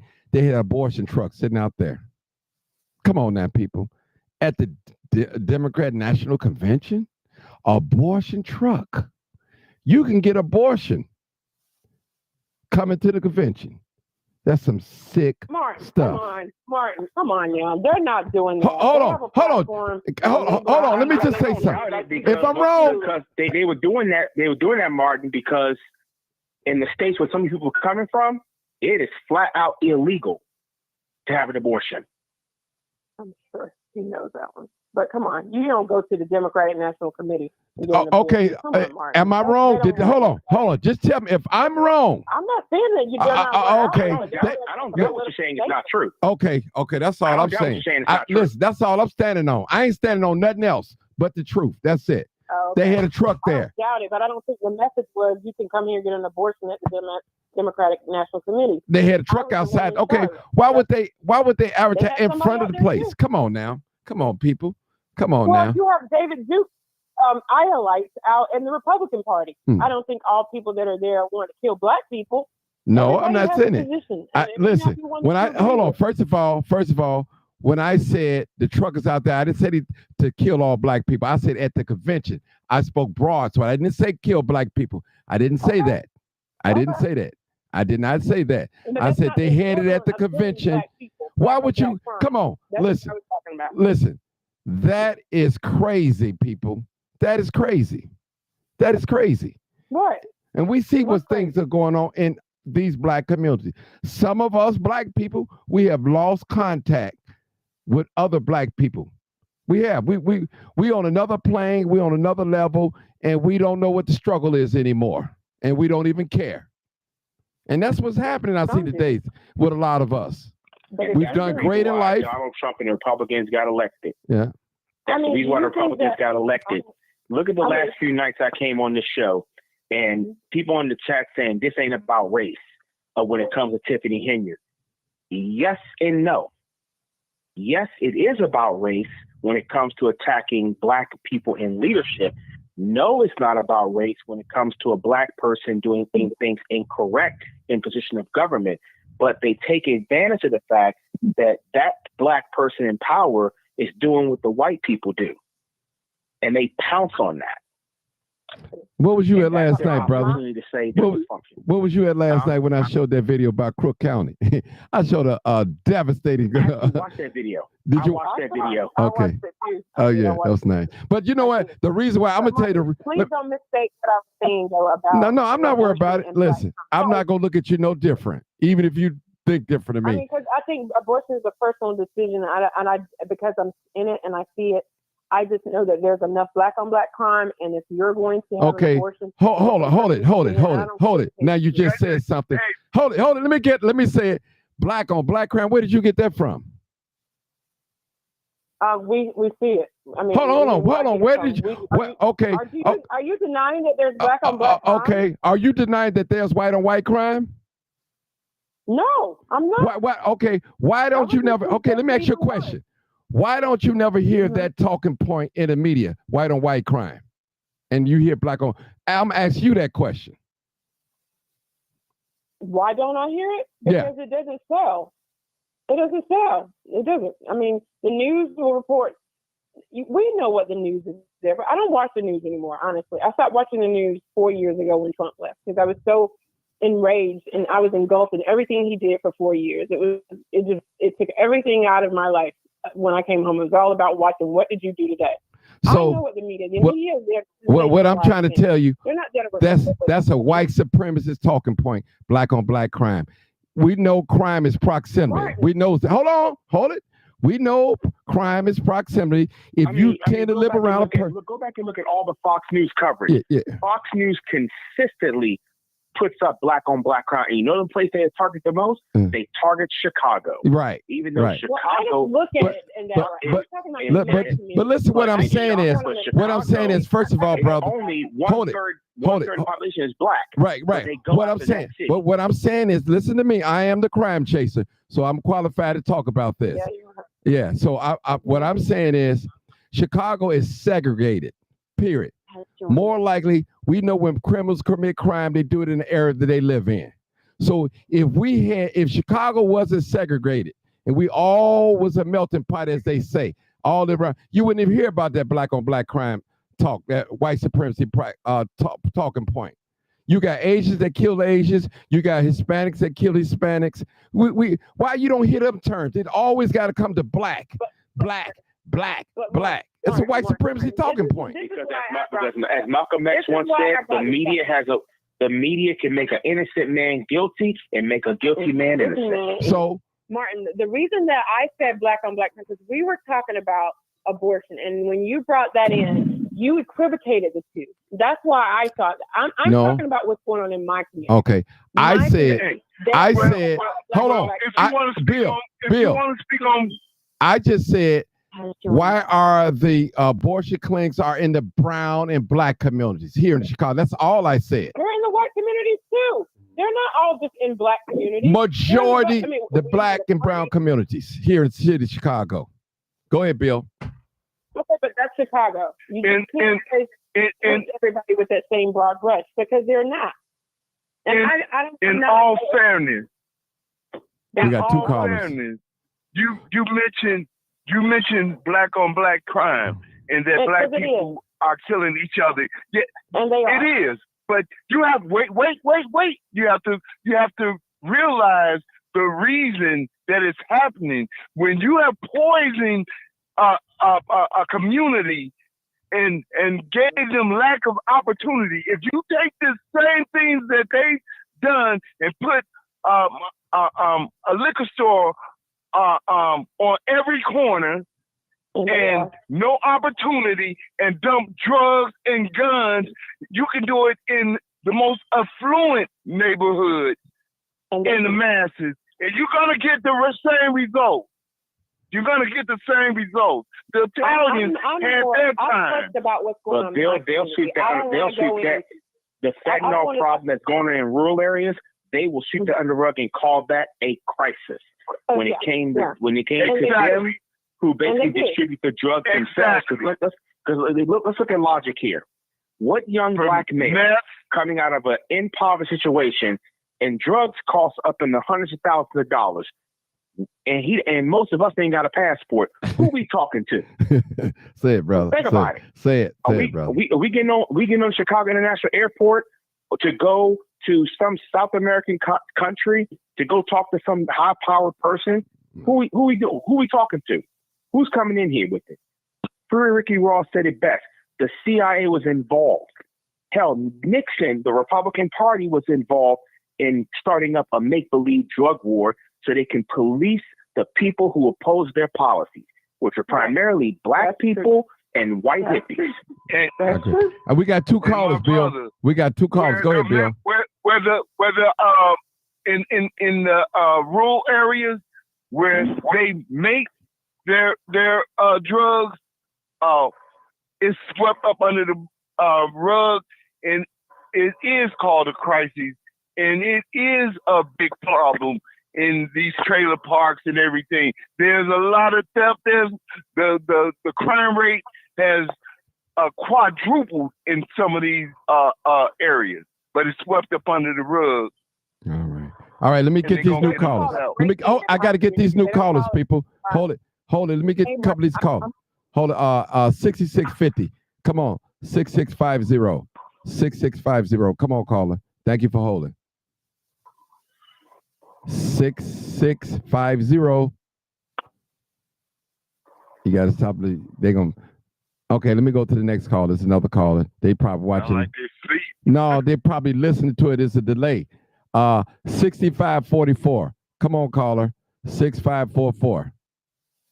You're live Good on cut. evening, everybody. Good evening. Yeah. I just want to clear up a couple of things that was just said.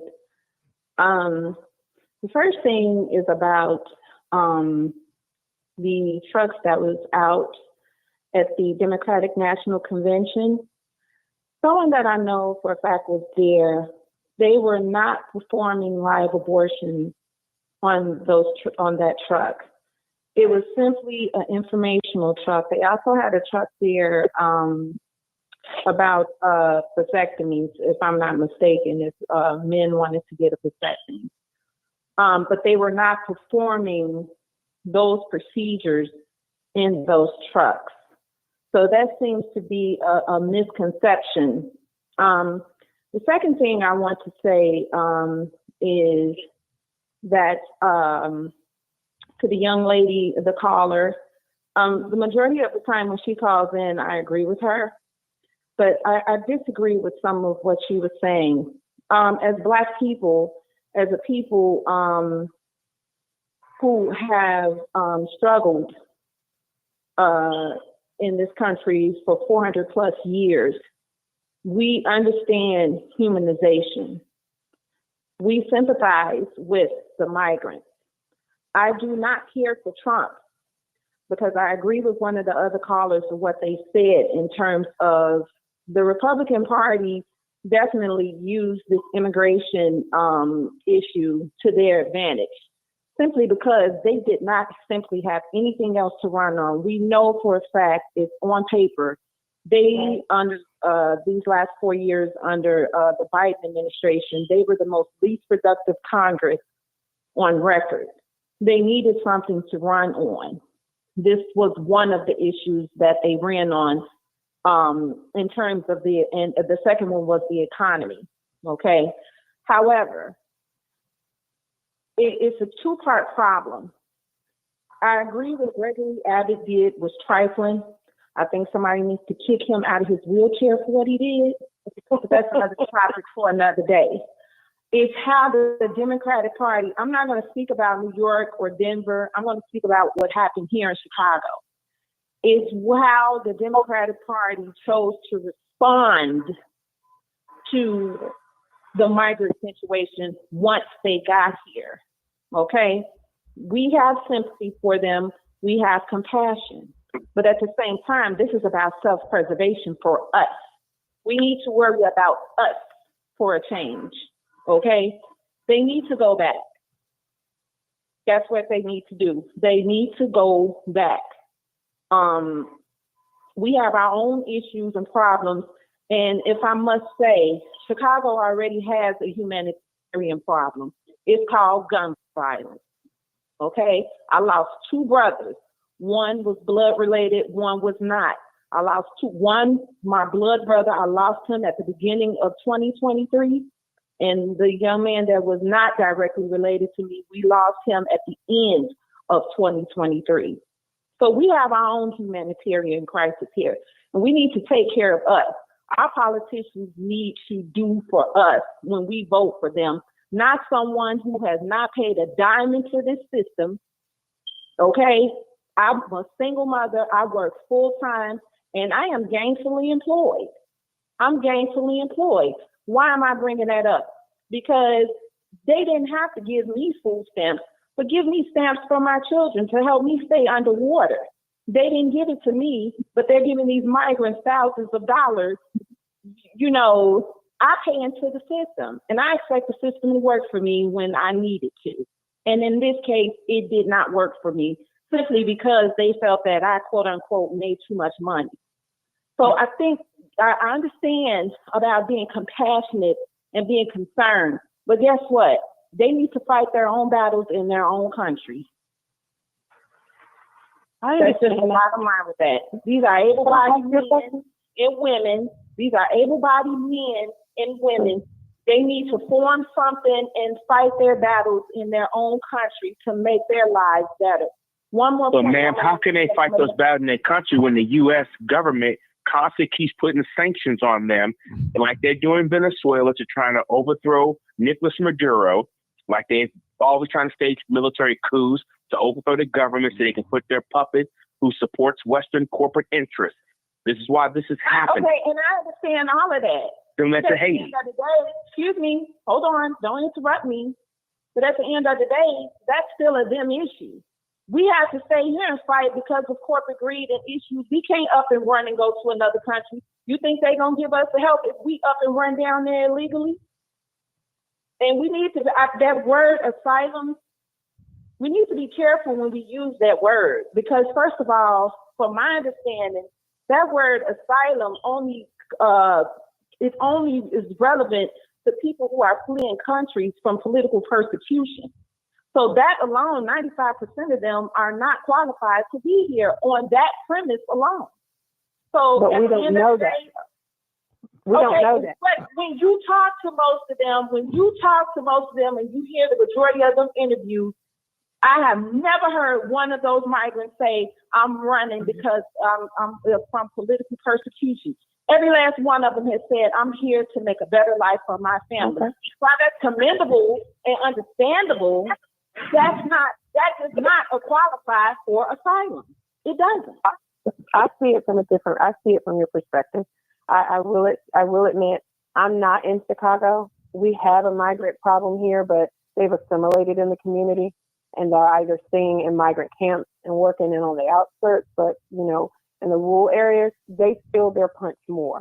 I guess in saying, and I hope I didn't come off sounding insensitive to what's going on in Chicago, because I've worked out it. I don't know how it's impacting you personally and anybody else for that matter. And I don't want to come off as being insensitive, but I try to balance that, the humanitarian side and what we have to do now, because what they can't do is pick them up on a bus and deport them back because the Constitution said you can't do that. Not in that way. And that's what Trump is airing out. How do you find that balance of doing it the humanitarian way? How about that? And then they're going to have a possible war on their hands, because I tell you something, it's something real funky in the air when you sit up here. For example, my daughters go to South Shore, and those of us who are living here in Chicago knows where South Shore High School is. Okay, on the southeast side of Chicago. It's the new building. The old building, they were talking about putting those migrants in that building. Okay? No. When the people in the community have been trying to get that building slated for a youth center, am I misunderstanding that, Martin? You 100%. Yeah, you're correct. You're correct. And so how dare you drop people in the neighborhood who nobody knows and put them before children that were born here? No, that's that, and it didn't happen. I commend that sister and that brother for filing an injunction and stopping them from doing that. Because they have been trying to get them to make that a community center for the youth for the longest. And you're gonna tell me you're gonna deny the children that money, but somehow you come up with money to put people who don't belong here in there? No. Why they didn't put them up north? Or why they didn't put them in Mount Greenwood? You want to know why? Because them white folks told us, you better not send them over here. So even though I do not like Trump, and I feel like this was a ploy, and it worked. It worked. 100%. I agree with the young man from Virginia. What they did, in my opinion, was kind of genius because it worked. And us as Black people, because we were understandably upset about the migrant situation, some people voted for Trump. Martin, if you recall, a few months back, I want to say back in September, I told you that they were not going to deport all these migrants. Mm-hmm. I told you that. And, I still don't believe it, but I'm woman enough to admit that if it happened, okay, I was wrong. But I don't believe that. I agree with you. I agree with you too on that. I even said today. I feel like you all were taken. That's exactly what I feel like. I feel like you all were taken. I understand the emotion, the upset, because we all feel betrayed by the Democratic Party. Right. Because I think even though it was a political ploy, what the Republicans did by sending these migrants to Democratic cities, and particularly here in Chicago, it was how the regime here responded. Well, the city of Chicago is losing population. So they saw that in mind. They saw that as an opportunity all right. to add to their population. All right, hold it. It backfired. Okay, hold it, sister. And you're Thank you for 100%. giving me that. Thank you for that perspective. And Can I throw that, Martin, real quick? yeah. Let me just say this real quick. Let me I say, just want to say thank you. I am a registered Democrat. I am that. I voted. The reason why I voted for Trump is one, because of the migration, the immigrants, the illegal. That's why I voted, because I wanted them, didn't want them here. Number two was the gender blender. I can deal with that. I can't deal with nobody. Excuse me. This is gonna go viral if I said it. I ain't gonna say it. Well, a man feel like he's a man today, he gonna go into the girls' bathroom. I just couldn't deal with that. I could not deal with that. The transgenders coming inside our schools. J.B. Pritzker, look it up. He signed it in law that they can come in and teach our little youth, our little children. You know, I just couldn't deal with that. Yes, look it up. I'm not lying. Yeah, look it up. J.B. Pritzker signed. Where's that law done? Look it up. I'll post it in a minute. And Martin. Yeah. And Martin. Yeah. And Martin, you took the bait.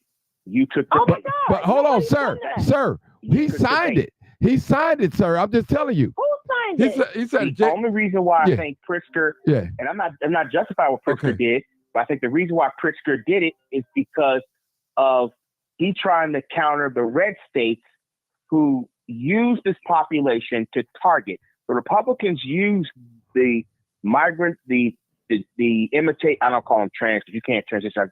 Physically out of body. When you're a boy, you're a boy. You're a girl, you're a girl. You can't transition physically out of that. You can have it in mindset, but you can't transition out of it. So I call them imitators because, like drag queens, they're an imitation. You're going after imitation teenage kids that are like damn near like less than 1% of the very, very small portion of the population who do that imitation female thing. And they're going into women's bathrooms as identifying as women. That is what the Republicans use. They use the cultural issues and use the economic issues to kind of bland, sort of shade. Well, I mean, shades of gray in it. It worked. And let me just say this. People really voted on. Yeah, but that's what I voted on. I'm gonna be honest with you. Then I'm gonna tell you this. I'm 56 years old. I've been living in Chicago practically all my life, man. And I grew up in these urban communities. And listen, in the conscious world, we say, hey, if you want something, if you want something different and you continue to do the same things, and listen, that's insanity. So looking for a different result. But my thing is, I'm looking at the west side and the south side. I showed a video last night why we're so messed up here in the city of Chicago. Man, we're messed up here, brother. The politics are screwed up here. It was the Democrats. It's not no racist Republicans running the city of Chicago that's got all this going on. No, they ran the Republicans out of it. Right. But I'm just saying, they're not running it. It's the Democrats. And look at our communities on the south and west side of I'm speaking about Chicago now. I don't know what going on a national level, but I know what going on here. We're dealing with a thing right now, a Democrat. Right now that y'all come on here and talk about Tiffany. She's a Democrat. And y'all talk about a lot.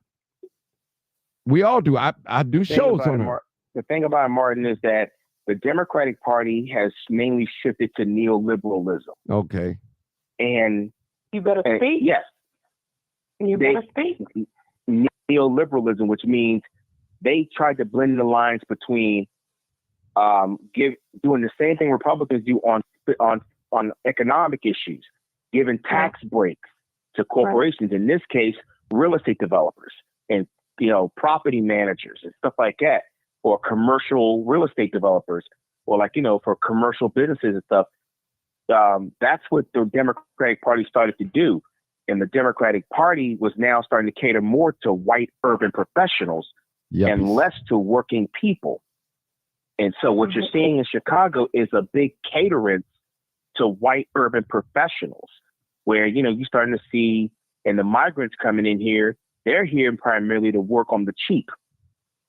The Democratic Party was looking for new voters. Right. And migrants. And to keep in the now, mind you, the Republicans ain't going to care about, all the Republicans care about is if we can get the Negro vote. Mm-hmm. And we can get them self-hating non-whites to vote, and we can bait them in using language. We win. Their strategy, it won. We don't have to do anything, and that strategy won. But they don't have to do anything else, because what are you going to do? You really think the Republicans took the city of Chicago? They really going to care about black people? No, of course brown not. People? Well, hell listen, no. I'm with you on that. The fact is, I agree with you on that. System Listen, have monopolized the voting system where we didn't have nowhere to go. So we're forced into a chokehold between Verizon Wireless and AT&T. They forced us into a chokehold where you go vote Republican and you thinking you're gonna get something new, and they're gonna just give you the same shit. They're gonna do the exact same thing the Democrats watch your language. Except for the fact the Democrats don't want you. The Democrats want you, but the Democrats now are saying, well, we are, black people don't fight, but black people don't want nothing from us because they don't ask for nothing. They don't demand nothing. They're just too quick. They're just too quick to run to the Republicans, thinking the Republicans gonna give them something. Like them silly fools you got, Chicago First Red. You need to get them Negroes out of your place, man. Black conservatism is a bunch of coons and a bunch of, they are so whacked out. It's not even funny. Okay, I might have one on here tonight. Hey, I might have one on here tonight. You got to be careful now. You be careful. Okay. I know you. Martin, let me ask you one question. Yeah. Can I say one thing? Because I've got to go to. Like I said, I've been in the hospital all day, being the patient today. But to the lady that called in from Chicago, thank you for giving me a different perspective. Are you still here? I'm here. Lord, you're ready to call in. Okay, oh Lord, thank you for giving me a different perspective. I see that. So I need to read more and to listen more in that area. I was trying, just to look at some things while we were on the phone, but it's not going to be able to do that in 5 minutes. But thank you for that perspective. And if I came off as insensitive, that's not what I was trying to do. I'm trying to learn, but we're all trying to be helpful. I think those of us that are on this call, we're conscious about what's going on in our community. And my oath is first do no harm. So I lead from that perspective when I'm looking at the humanitarian effort. So I hope that maybe that explains a little bit where I was coming from. But Martin, the thing that I wanted to ask you was the video that you showed last night. I thought I looked at something on YouTube that I pulled up today. It was a city council meeting, and it said there was an eruption with a black guy, and I think one of the white guys that was in there in that video is he in the is he an alderman or something in there now? Okay. The white gentleman with glasses. Okay, I know it was a lot of them. Go ahead. But in this video, you said that it says he was corrupt, that he has them all in his back pocket. So I'm thinking that this guy is long gone. No. But what I'm going to do, can I send you something to that number? I saw it online. I'll text you. Send it. Can you got you on YouTube or Facebook? Which one? I'm on YouTube. But I could go to my Facebook and send you something. Okay, if not, I'll just send it to your phone number. Let me get your phone number real quick. Okay, because I was like, if he's still there, no wonder they're still having so much corruption, because he looked just like the guy that was in that video. Right, the purpose. Let me just tell you the reason why I brought that out, and I wanted to teach the new YouTubers and the creators. Corruption didn't start in Thornton Township in Dalton. It's all over the city. So it just started there. So what you see that's being done right now in these townships, it's been going on way before Tiffany. I just want to say that. So I just wanted to say that because I see a lot of little titles, the most corrupt mayor in the whole world, and I see little titles. I said they don't understand this is pay to play politics. Pay to play politics here. And that's what it is here. And I'm not trying to defend anybody from doing wrong. Wrong is wrong, as we say. Now, I don't want nobody to say I'm defending or taking somebody's side, but I just wanted to it's my duty as a resident here to bring the truth out and let people see it. So when I brought that video out, I didn't make it. It brought out a lot of points, and trust me, it was a lot of names that weren't even mentioned that should have been on there. But I might do a part two. Okay. Seriously, a lot of names, Okay. a lot of names. You know, and a lot of that. Clapping for because I said I listened. Yeah. Is that what you clapping for? I said I listened. No, no. But a lot of names. We got. No. You were good. No, I was clapping because. And after your next caller, I'll let you go. after your next caller, let me Yeah, because I'm going to take this. All right, let me take this new caller. 6650. I think they hung up 6650. Go ahead, caller. No, I'm here. This is Buck, man. Oh, man. Ain't no pimping dead, man. Ain't no pimping going on in here tonight, man. I'm going to talk about what y'all speaking on today. Okay, come on. That is another day for another. But okay. I've been listening to people talk about these, with black and brown, these immigrants and such. It ain't never been no black and brown coalition in Chicago. The Mexicans been here for a minute in Chicago, and they don't vibe with us. You see Hispanics come in our neighborhood and open up all kind of business. You walk in their neighborhood and try to open up a donut or sell a cookie, they'll run you off there before you can stand on your feet. Ain't nothing happening. And then knowing Hispanics growing up around them, doing my, playing ball with some of the Hispanics and whatnot, baseball, a lot of them, the Hispanics, even from the 60s and 70s, they was encouraging their daughters to marry white men because they don't want to be known that way. They trying to inbreed into the white culture. They don't have nothing to do with, especially don't vibe with us. And they all see us from the same aspect. Whoever come in America, from European and other countries, they always see that. And when you speak about the Democratic, you look at Chicago, you got more racism in Chicago. When Harold Washington was allowed, you had people like Burke, Badoliak, Madigan, all these guys with systemic racism, all Irish mafia, control of the city and the money to go to their people. And black people still believe the Democrat people are going to do something. Daley's father was the one who had made the project in the expressway so he could know where black people located at in Chicago. He didn't want us to integrate with none of them. You go to Bridgeport in the 60s and 70s, you just looking for a death warrant.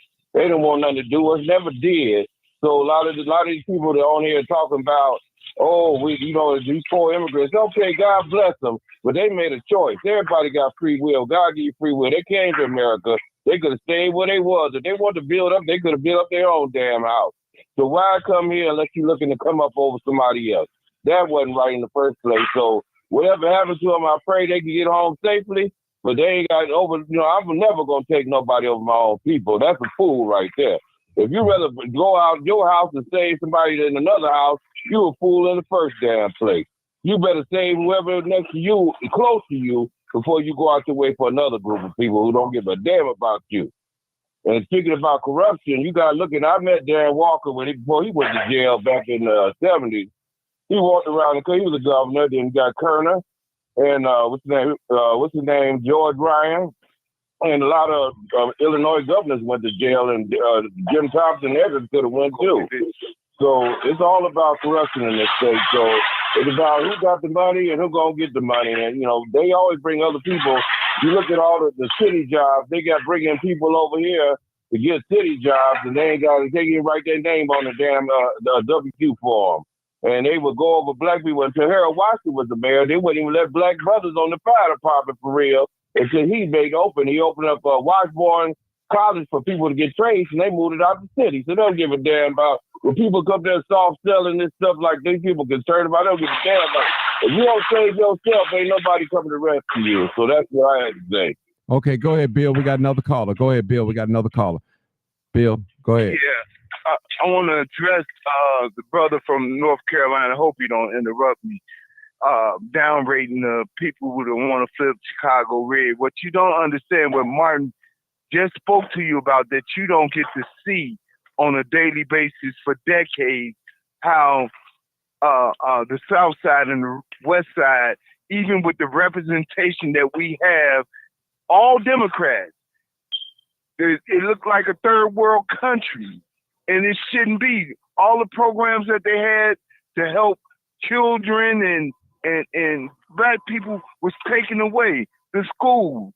So you can't get mad at these people who want to flip Chicago red. It don't mean I said that they all crooks. And I'm sure most people know that there's crooks on both sides. But what we do know for certain that the Democratic Party in Chicago is not for black people. They have spit in our face. And in order for them to put all of these migrants here, what would the average person think? That they want to replace them. Second of all, with the media, after this election, they said that the reason that Donald Trump won wasn't because of the black people, it was because of Latinos. We all voted for the most part for Kamala, in which I don't see that. But that's how they discredit us. But I respect you, and you got some good talking points and a very smart young man. But what's happening in Chicago, that's why Martin showed that video last night. It just didn't start with Tiffany. It just didn't start 10 years ago. We talking about decades, 40, 50 years, and it went beyond then that he showed some people that were in power in the 20s and 30s. So that's why black people want to flip red. It don't mean that we're going to get a better deal out of Republicans, but at least we making a stand as a whole. That's all I got to say. Okay, we go to the last caller. Can Next I respond to that? You want to respond? Go, hurry up, because I got a new caller. Then I'm going to play the video again tonight. Go ahead. You want to respond to it? Go ahead. I just want to say quickly that I understand the frustration and wanting to flip Chicago red. But as I've said before on this show, we as a people here in Chicago need to take accountability for who we were allowing to keep getting reelected. That's part of our fault. If you see a person isn't doing anything for the community, why would you keep reelecting them? That's our fault. So we have to take accountability for that. I don't think that running to the Republican Party while they're aligning themselves with white nationalists is the answer. They do not have the best interests of black people, or they'll give us twos and froos as long as we be tap dancing monkeys for them. I don't believe in that. And I think we're playing a dangerous game and making a huge mistake with that. I really do. And that's all I have to say about that. All right. We'll go to the next caller. Thank you for your comments. 8037. Hey, caller. Yeah, what's going on? How you doing? MAGA runs Texas and Florida. I don't hear no one complaining. Sir. So hold on, sir. Before you get started, you sound like I don't know is muzzled like I can hear you, but it's like a muzzle. So I want you to be clear. Maybe take me off the Bluetooth or something, and I want to hear you clear. Audio is very important on here. Okay, give me a test. I can hear you, but it was just like so muzzled, and it's you know. Go ahead, try. Let me say something. there's still Okay, go ahead. We'll try to work through it. Go ahead, sir. Go ahead. Let me put this down further. Yeah.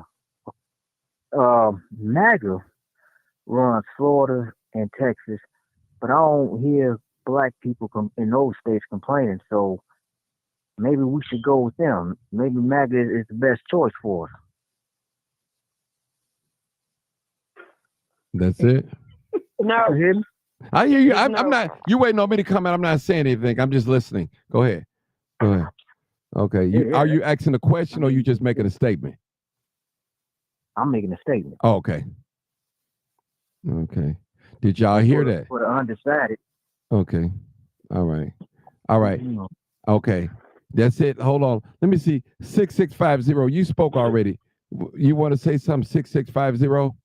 Yeah, I just wanted to chime in before you do your video. I just wanted to say, I hear the lady speaking about, she in love with the Democrats, but I guess if she must have seen that Democratic convention when you got Megan Thee Stallion and Red Sexy Red, whatever they are, twerking on there, what message is that they're giving to our people? What information, what purpose do they have for our people? If they ain't got nothing positive to do, if that's the best they can do, they ain't doing nothing for us.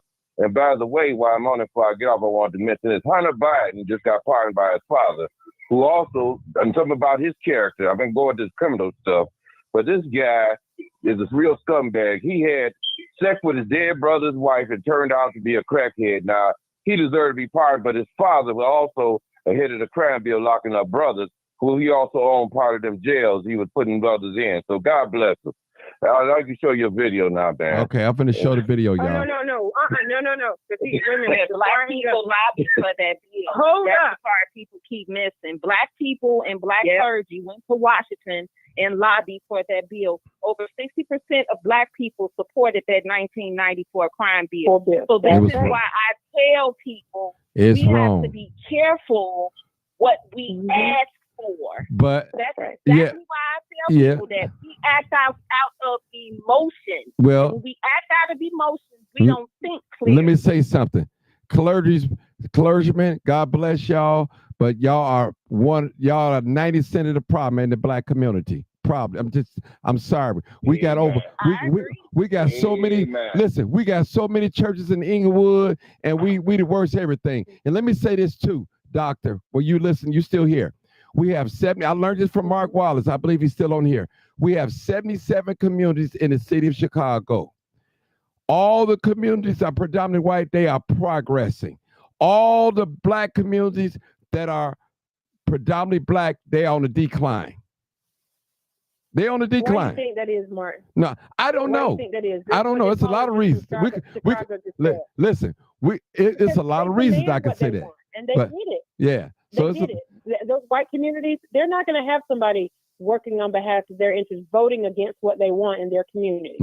We don't do that. Yeah. And to the gentleman that just mentioned me just a few minutes ago, I don't buy Sexy Red. I don't listen to Sexy Red. I don't, Megan Thee Stallion, I like some of her music, but I give her just as, when you want to compare Kid Rock and all, what's his name, Toby Keith and all the other ones that come in there, I'm not led by entertainers.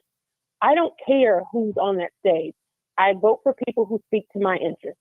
And it wasn't Megan Thee Stallion and it wasn't Sexy Red. I think when you get off on these other tangents that are not relevant to finding the cure to the causes that are in your community that affect you the most, those are side issues that are just that should stay on the side. Those are personal choices that people made. Okay. So I'm not looking at Kamala to be, whether she's going to have Sexy Red list playing in her car or not. That's ridiculous. When we go on tangents like that, they're unproductive and it doesn't do anything. What is that solving? So what? They were there. So give the same credence to the other side as you would the Democrats, because I don't really care who they listen to. What I care about is when you go on that floor and vote, are you voting to make the life that you or the world that they inherited? I have children and grandchildren. What world are they going to inherit? Are you going to cut the deficit? Are you going to stop the frivolous spending? Are you going to give away the pork and barrel? Are you going to get away from all of that? Those are the things that concern me. All right. Okay. Well, give me a little bit of y'all time. I'm going to play this video. It's about 14 minutes long. So we talked about it. Here it is. Now, here's probably two of the most powerful men in the entire country back in the day. On the left, you had Old Man Daley. He definitely kept the outfit in check. He knew how powerful they were. He grew up in the same neighborhood as them, but still did a good job keeping them in tow. He also had leaders from other countries, other cities in the United States that would actually call him for advice. Then he got the very powerful Mike Madigan, Speaker of the House. He's under indictment right now. Now look at this old bastard, one of the most corrupt mayors, one of the most interesting connected politicians in Illinois, Doc Rust of Willow Springs. He was put in that position by Sam Momo Giancana. He was the mayor of Willow Springs from 1935 to 1969, and then he handed over the reins to corrupt police chief Michael Corbett. Now, here's my favorite politician. He wasn't a mayor, but he was just as powerful, if not more powerful, than any mayor or governor.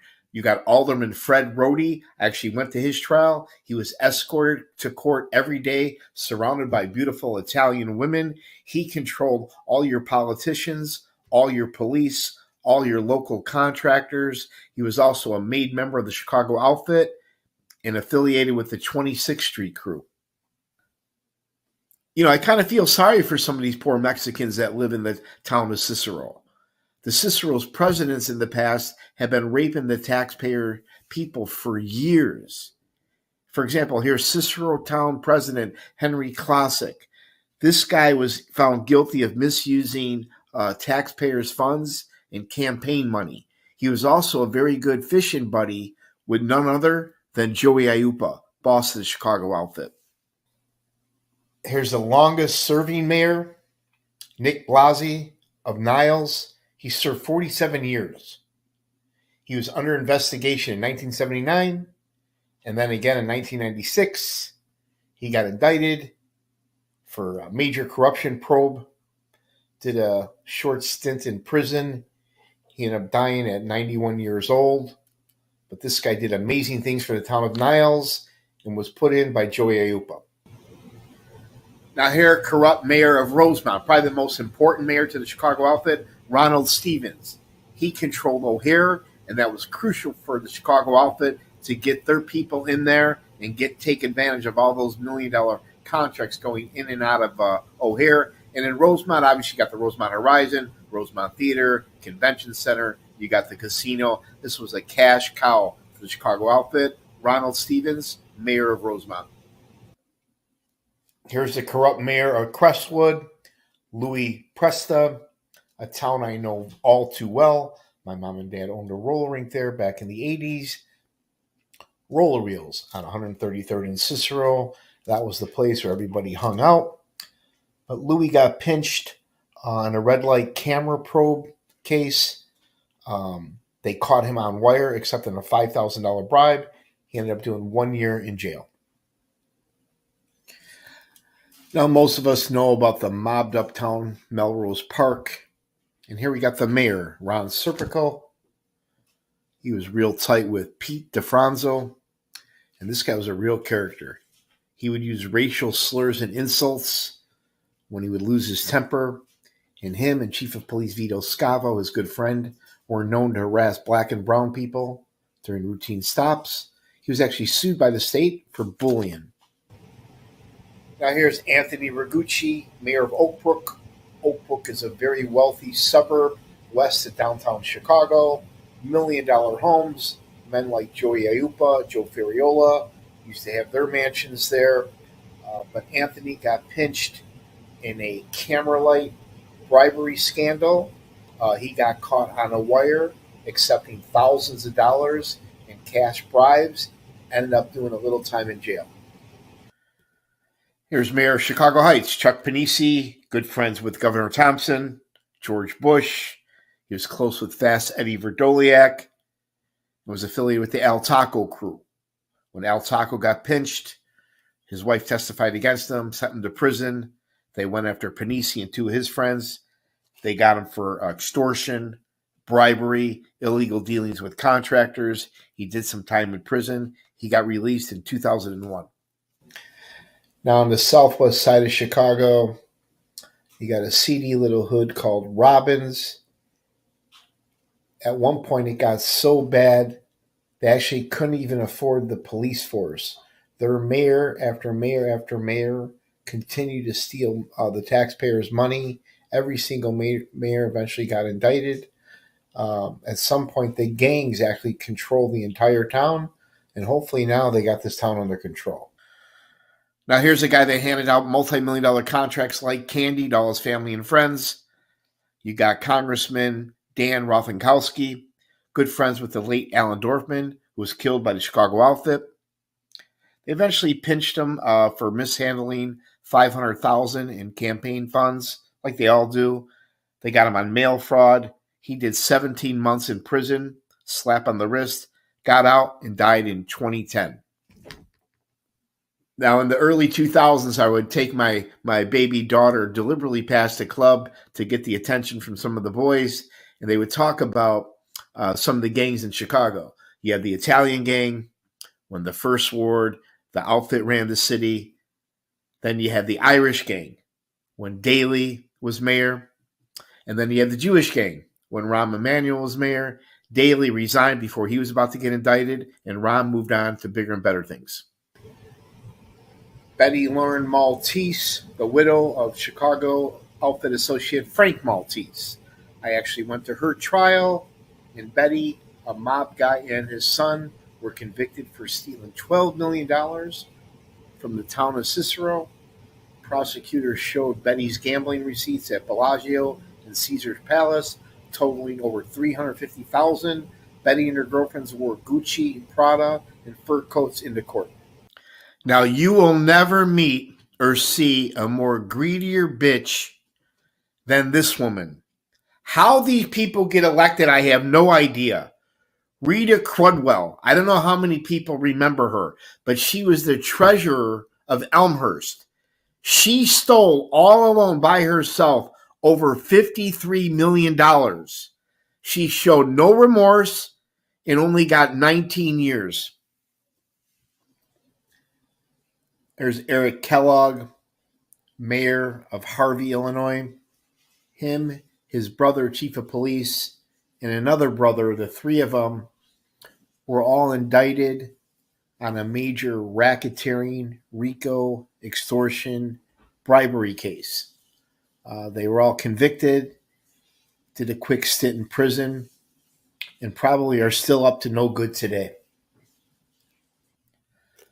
I can just imagine what guys like Al Taco or Nikki DeAndrea would have done to a guy like this. But here's corrupt mayor of Calumet City, Jerry Genova. This guy had a bright future ahead of him, but he got greedy. He got pinched for a widespread corruption RICO case.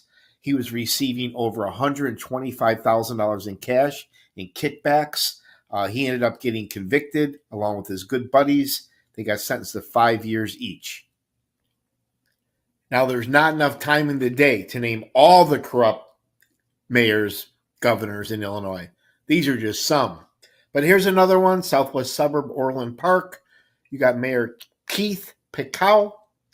This guy got pinched for misusing campaign funds, rig bidding, and steering sweetheart contracts to all of his family and friends. Typical duties when you get elected. Can anybody explain how a convicted felon could become mayor? Here you got corrupt mayor of Harvey, Donald Luster. Him, his brother and friends, their crew, they were indicted on a corruption case for shaking down local businessmen in Harvey, shaking down strip club owners, shaking down drug dealers. They even had their own prostitution ring going on. El Taco used to control this area back in the day. Another seedy, sleazy little town on the southwest side of Chicago, you got Lyons. The mob used to have a stranglehold on this suburb back in the day. And here on the right, you got a high-ranking official that was pinched, was indicted for mishandling over $300,000 in cash, handing out sweetheart contracts to his family and friends. And I think they even got him on a tax evasion case as well. Now, after my girl Betty got convicted for stealing $12 million from the town of Cicero, they elected this guy, Larry Dominic, town president. He was a retired police officer, used to be a garbage man for the town, worked for the city for over 34 years. When he got elected, he put over 20 family members, gave them fat city contracts, as well as all of his friends, spent over $500,000 in taxpayers' money. Now here's corrupt Governor George Ryan. I went to his trial. Him and Larry Warner were giving out CDL trucking licenses like candy, no training, no experience. You didn't even know how to read or write or speak English to get a license back then. All you needed was the right connections and some cash. George Ryan also ran a company called McPier, which was $1 million contracts going to Navy Pier and McCormick Place. Disgraced Governor Rod Blagojevich. I went to both of his trials, 1 and 2, and I'll never forget when one of his aides testified that when the president of the Children's Memorial Hospital was trying to get a hold of Blago for a very important grant that they needed for a hospital expansion, Blago was ghosting him, blowing him off, not returning his call. When the guy showed up at his office, Blago literally hid in the bathroom like a bitch. Now here you got crooked, corrupt Alderman Ed Burke. His wife is actually a federal judge. I remember seeing them in the West Loop one day. Very nice people. Fast forward, he gets indicted on a major RICO case involving racketeering, extortion, and bribery. He was good friends with Alderman Fred Rohde, Pat Marcy, and several other Chicago heavyweights. Here's my guy, Fast Eddie Verdoliak, very powerful alderman in Chicago. I'll never forget, I actually met him in the late 90s at lunch at La Scarola. That's a place where all the heavyweights used to hang out. He's good friends with John No Nose DeFranco, Mikey Switek, several other outfit guys. He got pinched for tax evasion and siphoning off millions of dollars in several business dealings. Now, back in my day in the 70s and 80s, Wayne Bach, Chicago outfit heavyweight, and Pete Altieri, they controlled Summit. People say, where's Summit? Summit, you go to the end of the world and take a left. Seedy little town on the southwest side of Chicago. And here you got two high-ranking officials just got indicted. I actually went to high school with these guys. On the left, Bill Monday, building inspector. They got him with bribery. Then you got the chief of police, bribery, and filing false taxes. Now, the list of corrupt officials in Illinois just goes on and on and on. There's just too many to name. From Congress. All right, people. I hope I didn't bore you guys with that. I played that last night as a rerun. Playing it again today, and we talked about it. And I appreciate you guys coming in. And wow, so these basically what you witnessed. Now, 90%, I think 90, maybe 95, 98% of these are men and women were Democrats. You have a few Republicans inside, was in this video too, as well. So let you guys know what's going on here in the city of Chicago, what have went on, and it still existed. It's nothing new. It's nothing new.